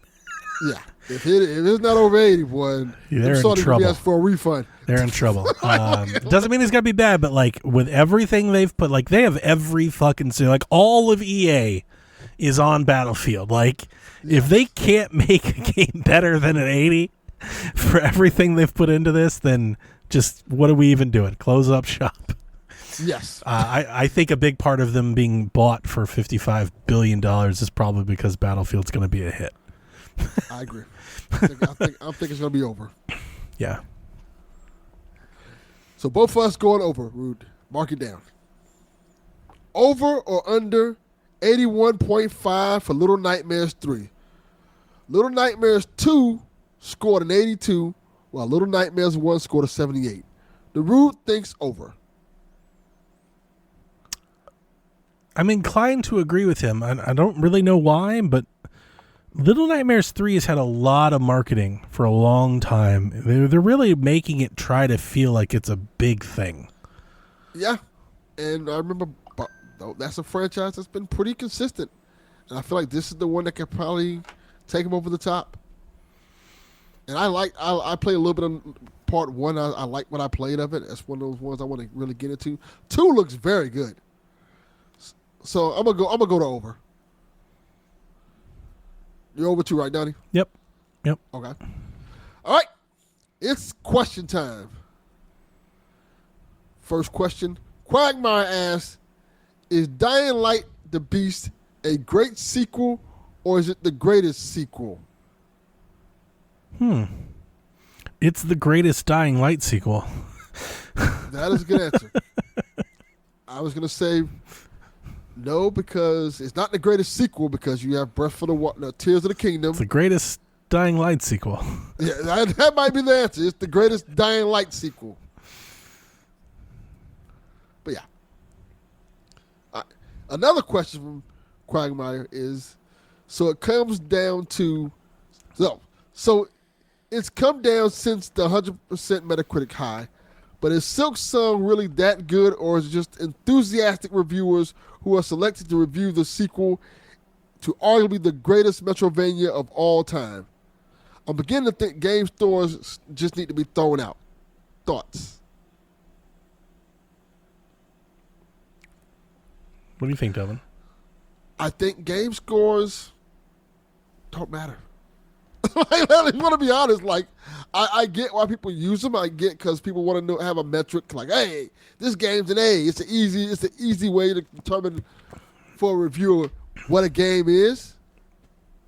But game scores sometimes can hurt a game. Not sometimes, often. A lot of times hurt a game. Yeah, often. Yeah, like sometimes, like, you know. A lot of times. And it goes both ways. I know people think, oh, if a game gets a 50, it hurts a game. No, if a game gets 100, and people play it all, it's not 100. You know, Breath of the Wild had a lot of that. There was a counter effect to, but like, oh my god, everybody says the greatest game. I didn't think it was very good. Like that happened a lot. Yeah. Sometimes reviewers can sell a game too much. Because Breath of the Wild came out and people were like, it's the greatest game ever of all time. Now I happen to agree with him, but a lot of people didn't, of course, right? Because you build up the expectation 100%. And then when you play, like, oh, this is just a game. Mm-hmm. You're like, okay, then you're like, maybe you should rate it down a little bit. And then sometimes reviewers like, oh, this game is awful. It's almost as if people want different things from games, right? And opinions will be different. Yeah, game review scores are dumb. I agree, and I think I was watching this YouTube video about this same subject, and they were like, a lot of times, you know, you have to look at the reviewer and what that reviewer's tastes are. And sometimes their tastes just aren't your taste. Yeah, you have to find somebody you line up with. And sometimes those reviewers review games that aren't their taste. Correct. So when they review a game that's not their taste, of course they're going to give it a It's like you should follow a person when reading a personal opinion. Yes. Yeah, that makes sense. I do think I wouldn't say anything about Silksong. I think Silksong is probably fantastic and probably worthy of a lot of those scores. However, I would say that I think it's fair and right of you to point out sometimes just the bias of, I would call it, gaming media. Yeah. There are certain games that just appeal to that crowd a lot more than others. They typically get this sort of treatment. I usually call them like the indie darlings. Sometimes I agree with it and sometimes I don't. That's my personal take, right? But I'm talking about the greater gaming chamber. There are certain games that appeal to them I think don't appeal to maybe as many casual gaming customers. Like the one that I would bring up that I thought got this a lot was Blueprints. Blueprints was hyped up like fucking to hell on earth, and I think you'll hear about it a lot at the Game Awards, and I think it'll win a lot. Blueprints was one, yeah. But like user reviews don't really reflect that a lot at all, and I think sales don't too. So it's not just like user stuff, but and I'm not even talking about like countering it saying it's bad. Just they're just not as into. I think that's a game for like an enthusiast gamer, appeals more to them than a casual customer. I think Silksong probably in that same vein for sure. The Witness was that for me, honestly. That's a good one. Yeah. Yeah. Like, people were talking about that. It was like, it was the greatest game of all time. I play like, oh, this is nice. And I think, it's going to pull better with that group of people that play a lot. They're going to have more appreciation for something like that. Right. You know? Yeah. But sometimes games just ain't for you. That's okay. It's okay. Yeah. And sometimes you can love a Suda 6. Maybe Hotel Barcelona is the shit. Yeah. Sometimes the 6 is good. Yeah. Lollipop Chainsaw, baby. Yeah. Facts. All right. Quagmire has another question. Well, these are from like 3 weeks. We didn't get to them, so I'm glad I put them all at the top so we could knock them out. I want to thank Quagmire for sending in questions every week. I appreciate it. We appreciate that. He's a dope question, too. With today's changes, this is a good question. Is Game Pass still the best value in gaming? Ooh, I don't know okay, so the price-wise, I don't know how it stacks up to the PlayStation stuff because I don't subscribe to Plus. It's probably still better than PlayStation. Is it cheaper? The quality-wise is probably... No, I'm just talking just purely price. Are the prices the same? Are they different? I don't know. I haven't had PlayStation Plus in Same. I haven't had PlayStation Plus in like 5 years.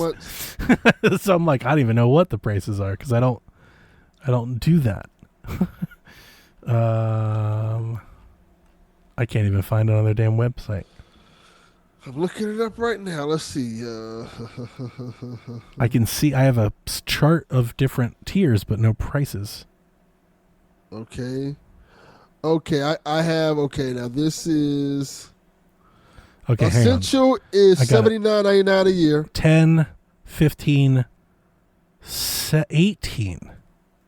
Oh, okay. So no. Then no. My answer is no. Sorry, Brood and D-Life. You're not going to like it. I'm looking at PlayStation Premium. That's the most expensive tier, right? And it's cheaper. That's $17.99, and it's $160 a year. That's $200 cheaper than Game Pass. And I think, even without day one games, PlayStation Plus has had a decent lineup of games. We've talked about it on our podcast. They get a lot of bigger third-party games. They come after day one, but you're getting a lot of them. Correct. And you're still getting day one indies. Like you guys got that Journey game that I want to play. That was in PlayStation Plus day one. No, I don't think so. I actually think the PlayStation Premium tier is probably the best deal in gaming. And you get movies. Do you really? Movies? Yeah, they have a Sony Pictures catalog. They have a little app they get put on there now that you can go look for free movies. I mean, ultimately, what it comes down to, and you get cloud streaming and you get game trials. Yeah, that's tough. If I was buying one, I would buy that one. Now, if you really care about Call of Duty or Fortnite, this might just be where are the games that you want to play. You know, if you want to play those games, maybe you'll pick that one. But I mean, just for what you get for the pure price, and it being $200 cheaper, yeah, I'll take that one. Yeah. Personally. I agree. I mean, they've got Spider-Man, Cyberpunk, UFC, WWE 2K25, Ghost, God of War, Hogwarts, Mortal Kombat, you know, Death Stranding, Far Cry, all the Ubisoft classic games. Yeah. I would do that. Yeah, I agree. All right. Hey, Riley says, do either of y'all order the Mario Galaxy collection? I completely forgot about it. I ordered it. 100% I did. I can't wait to play Mario Galaxy 2 again. So excited. I probably can order it tomorrow. Josh points out you can usually get $60 on Black Friday. I forgot because PlayStation sells the annual subs. They do still discount those, right? Like every Black Friday? Yeah. So I probably can get that Black Friday, yeah. You know you can't do that on Xbox. You can only buy in 3-month increments and like month increments. You can't buy annual. You can't bulk. That is terrible. Do you know they're 3-month? It's a game now. It's $60 for 3. Or $70. It's so damn much. Yeah, that's a lot. That's crazy, man. For Redfall and Avowed.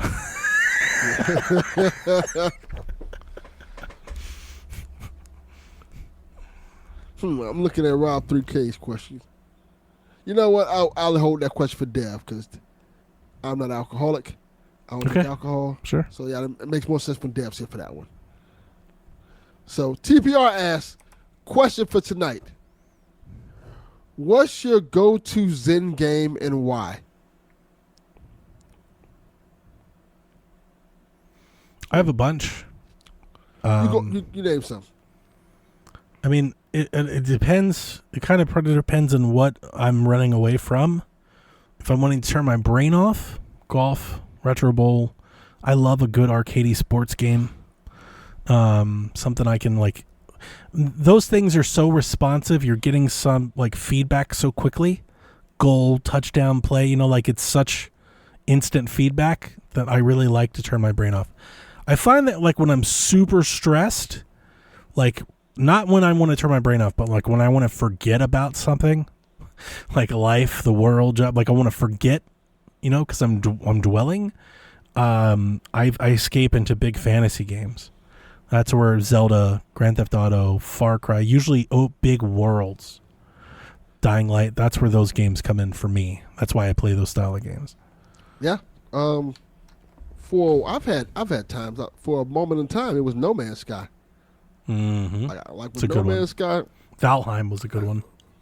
I would just sit back and play No Man's Sky for a while, just like going through planets and stuff like that. WWE 2K20, any one of those years I'd play a lot, you know, playing the story mode of that, just kicking back, just enjoying that. NBA 2K, stuff like that, you know, normally. Stuff I don't think too much about because I already know the mechanics and stuff. I can just kind of kick back and chill. Yeah. Makes sense. Yeah. Our next question from F2P Joe. In honor of Xbox recent decisions, what wrestler had a similar fall from grace like Xbox? Do y'all really want to hear my answer? I love it. Is it Tessa? That's a good one. Tessa Blanchard. That's a great one. How mean do I want to get? Matt Riddle. That's a really good one. I'll tell you the one that I think of that I don't think you're gonna like. Okay. Keith Lee. That's a good one. That's a really good one. But see, Keith Lee's injured. He has health issues. Keith Lee, at one point, was the great hope of the future of wrestling. He had a spot in Royal Rumble with Brock Lesnar that had the whole stadium up on their fucking feet. Like, he was going to be huge. He was. And then faded into obscurity. Obviously, not his fault. Not all his fault. But even when he was wrestling, some of this was AEW with the bleach hair and shit, like the fall from grace was massive. It was massive. I have one. Ryback. Yeah. I know he's kind of a joke now, Yeah. but Ryback, people were like, when Ryback was like in his prime, people wanted to like see him against Goldberg. Yeah, They was comparing him to I never liked him. Goldberg. That's the time and period where I was kind of out on wrestling a bit. He was supposed to be like the next big guy. Oh, that's awful. He's terrible. Yeah, he was supposed to be the next big guy at one point. That's why I kind of stopped watching in that first run. They had him feuding with CM Punk and everything. Yeah, like that. I kind of tuned out. Like when they started doing the spinner belt and stuff, I kind of dropped out for a while. Yeah. I remember that. AJ and Daniel Bryan brought me back. But there was a period where I skipped over some of that, like the big Sheamus years, that time. The Miz. Yeah, like wrestling for me, I don't know. Like the wrestling sucked then. Like it got real bad for a minute. I was like, dude, this is awful. Yeah. That's when I found out about the Bucks and Omega, and sort of like when they were in Japan, I started following more of that. AJ.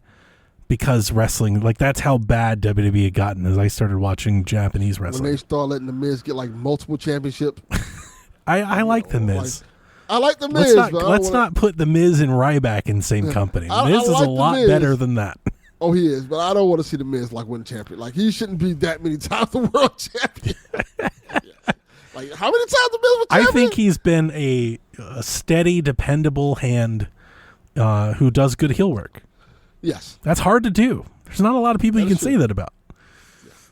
You know?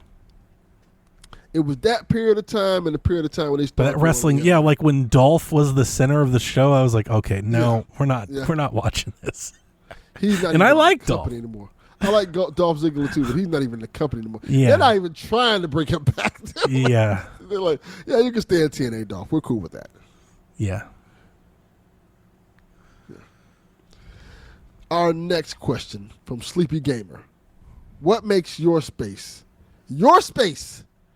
currently in the middle of moving and setting up the new apartment? Oh, good answer. And it's definitely feeling like a lot better than being crammed. Alberto Del Rio. That is a good answer. That's a great answer.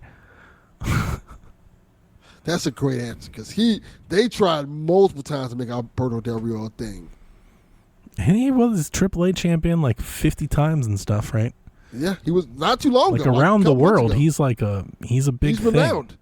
They booed Vikingo. So that's the problem. That's the problem with the TKO, is they think they're going to come into W like, dude, the fans are not going to have any of that shit. Yeah, they hate all of that stuff, and Alberto Del Rio is a example of such. The Matt Riddle backlash was swift. Yes. They don't fuck around with that stuff over there. Yeah. You know? It's funny because, you'd think of Hulk Hogan and TKO and you'd be like, oh, cheer Hulk Hogan. They booed the shit out of that man. Booed the shit out of Hogan. They love WWE, but they don't believe as those on top do. They're very different. Yeah, they are. But to answer your question, Sleepy, what makes your space, Delvin? Because I got divorced. So I can put whatever the fuck I want to here. Sure. That is the answer. Like I can do whatever I want to, how I want to, and set it up the way I like it. So if I but what makes it yours? Like, what are the things about it this is Delvin's space? Every aspect of it, in terms of like, my arcade cabinets that you can see that's uniquely mine, in terms of how the ones I have, and the value, the sentimental value they have towards me, like the whole picture of Billy D. Williams up there. Just so many cultural touchstones that like you can walk in my house like, yeah, this is Delvin's house. Like you can see like over there I have like a record player and you see like a whole bunch of hip hop albums connected to, like, oh yeah, this is Delvin's house. You see the TV over there. It's just every little touchstone that I designed my house specifically to make me comfortable. Nothing more, nothing less. So when people be like, I want to go out. I want to go out on town and be like, I want to go out and do things. Like, I don't have to go nowhere. I'm comfortable at home. Yeah. Because my place is so much comfortable. I can stay home for a whole, like in this house right now, God forbid, if we were to go on quarantine right now, I'd be completely fine. Oh, I was the happiest person in the world during COVID. If I'd be anything, like, yo. I'll welcome another one. We can have another. I'll be right in the house. You don't want to go nowhere? Like, nah, I'm good. No, my new boss, I would be out there freaking in the street somewhere, set up a table for all I care. So maybe not. But I did enjoy it. I love my Unfortunately, basement. my job is not like my job. My job is quarantine proof. But I would also have to still go to. I would also have to still go to work. My space is definitely uniquely me. I haven't seen many spaces like it. I don't know how to describe my style or my logic of things. I like lots of colors. So you'll see that. I think Dev has always said that. And Dev has always told me I have a unique eye for color. I don't know. I have a cozy space, I think. It's cozy to me. I have a lived-in space. So it's organized. There's not shit all over the floor of the tables or anything. Like, it's not cluttered. But there's stuff in it. It's also not clean. Like, I'm not a minimalist. I'm not going to be like, look at my desk and it's matching speakers and keyboard and notice there's no cables. Like, I have my space looks used. Right, it's got a cozy used. I don't know if I can do that. I'm probably gonna fuck everything up. So apologize in advance. Okay. If I was to turn this around, let's see if this works. So this is my basement. It's like I have this old 70s couch with all of my game consoles and all of my stuff. Like there's stuff, like, right? You see all the stuff all over the walls, just like my canvas prints and all different colors, and you know. It's definitely something I do. Yeah, it's your feng shui. Yeah. It's your style. So I like it. So yeah, I agree. That's kind of dope. And it's you. It's uniquely you, and I think that's what makes it cool. Yeah, I think so. I've got weird shit on the wall. Like you've got Billy D. Williams. I've got Kramer. I've got the Kramer photo from Seinfeld, like the painting. Love it. I've got the Kramer on the wall. I've got a Red Bull print on the wall. I've got F1 tracks up on the wall. Video games, of course. I do like putting shit all over the walls. I've got hoodies everywhere. Yeah. Skateboards. Our final question from TPR. Super late question for the show. What's your favorite game developer comeback? Don't call it a comeback. CD Projekt Red, Cyberpunk. Oh, that's a good answer. For sure. I think that was a really good one. I think Cyberpunk, people were counting it out. People were down bad on Cyberpunk became like the joke of the industry at one point in time. I mean, it set new precedents on a fumbled launch. Yeah. It was a new standard. Now, here's I totally agree with you. And honestly, it's not even arguable, but for conversation's sake, I want to throw another thing at you. Okay. For as bad as it launched performance-wise, Cyberpunk did review well at launch. Because a lot of the people playing it were playing it on PCs with very high-powered rigs. Yes. So the thing about Cyberpunk was that it was always about compatibility and support. Cyberpunk the game was never a bad game. No. It was just whether or not you could afford to run it well. Yes. Like, it was bad on console, but the reviewers on day one were like, that's a really good game if you can play it. Yeah. The conversation was always that there's a lot of good things here, but no one can play it because the console version is horrible. Nothing's optimized. Yeah. Yeah. That was it. It just was way too advanced for those old-ass CPUs to try and run. Like, it had no business running on those things. Yeah. It's a good answer. I think that is the answer. I just don't know if it's my answer. I'm trying to think, like, what's my favorite video game comeback? I'm looking at a list. This list has No Man's Sky, of course, Cyberpunk. That's also a great answer. No Man's Sky. Fortnite, which is honestly an incredible answer. That is also a really good answer. Remember, when they launched, they didn't launch originally as a battle royale. Yeah, they would save the world. Yeah, and then they turned it around like that. That's a really good answer. Destiny had a troubled launch. Yeah, it did. It did. It did really well for itself. Battlefront 2, that's a good answer. My answer is none of these. I think my favorite video game comeback at the moment, I believe, is Atari. That's a great answer. I love what they're doing, as evident by my couple years here of buying games from them. I like their Atari 50 collection. I like their appreciation of their past while also modernizing and looking ahead. They bought Image and Form. And they own the Steam World and the Gunk games, and this is one of my favorite developers. And I think they're a perfect fit to be under that Atari banner. They got cool shit that they're doing on merches. They've got rewards points and stuff. Like, I dig it. I dig what Atari is putting down. I agree. I like what they're doing a lot. I think they're doing better. They're Xboxing better than Xbox was. Their merch doesn't feel like how Xbox merch felt. Xbox merch felt forced. Like, hey, we have a toaster.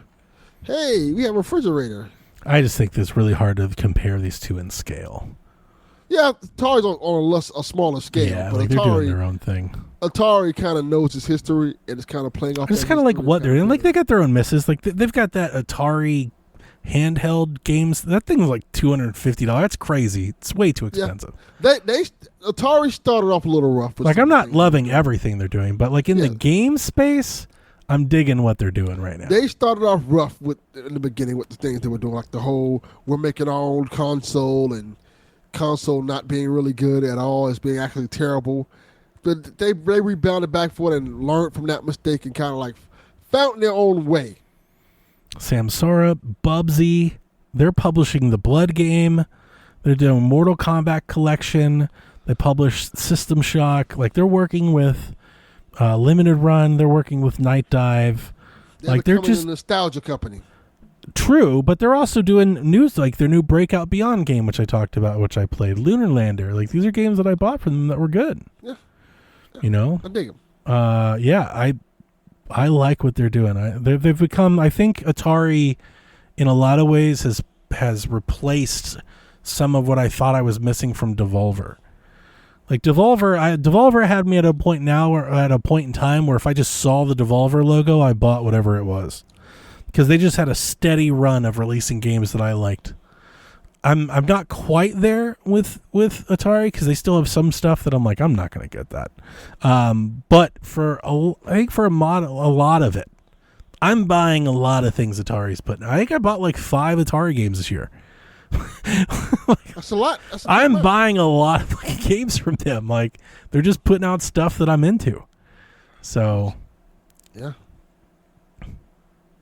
Bubsy. I still have it, Riley. Bubsy included. I bought Golden Tee from them. I'm getting my Mortal Kombat collection from them. Tetris Forever I'm getting from them. I think they have a couple new ones that I'm not even seeing on the website yet. I think they just announced a couple that I'm not even thinking about. I'm going to get Blood. I'll get Wizardrum. Yeah. I'm digging it. Me too. I think it's dope. All right. I think we made it. I got a 3-hour show.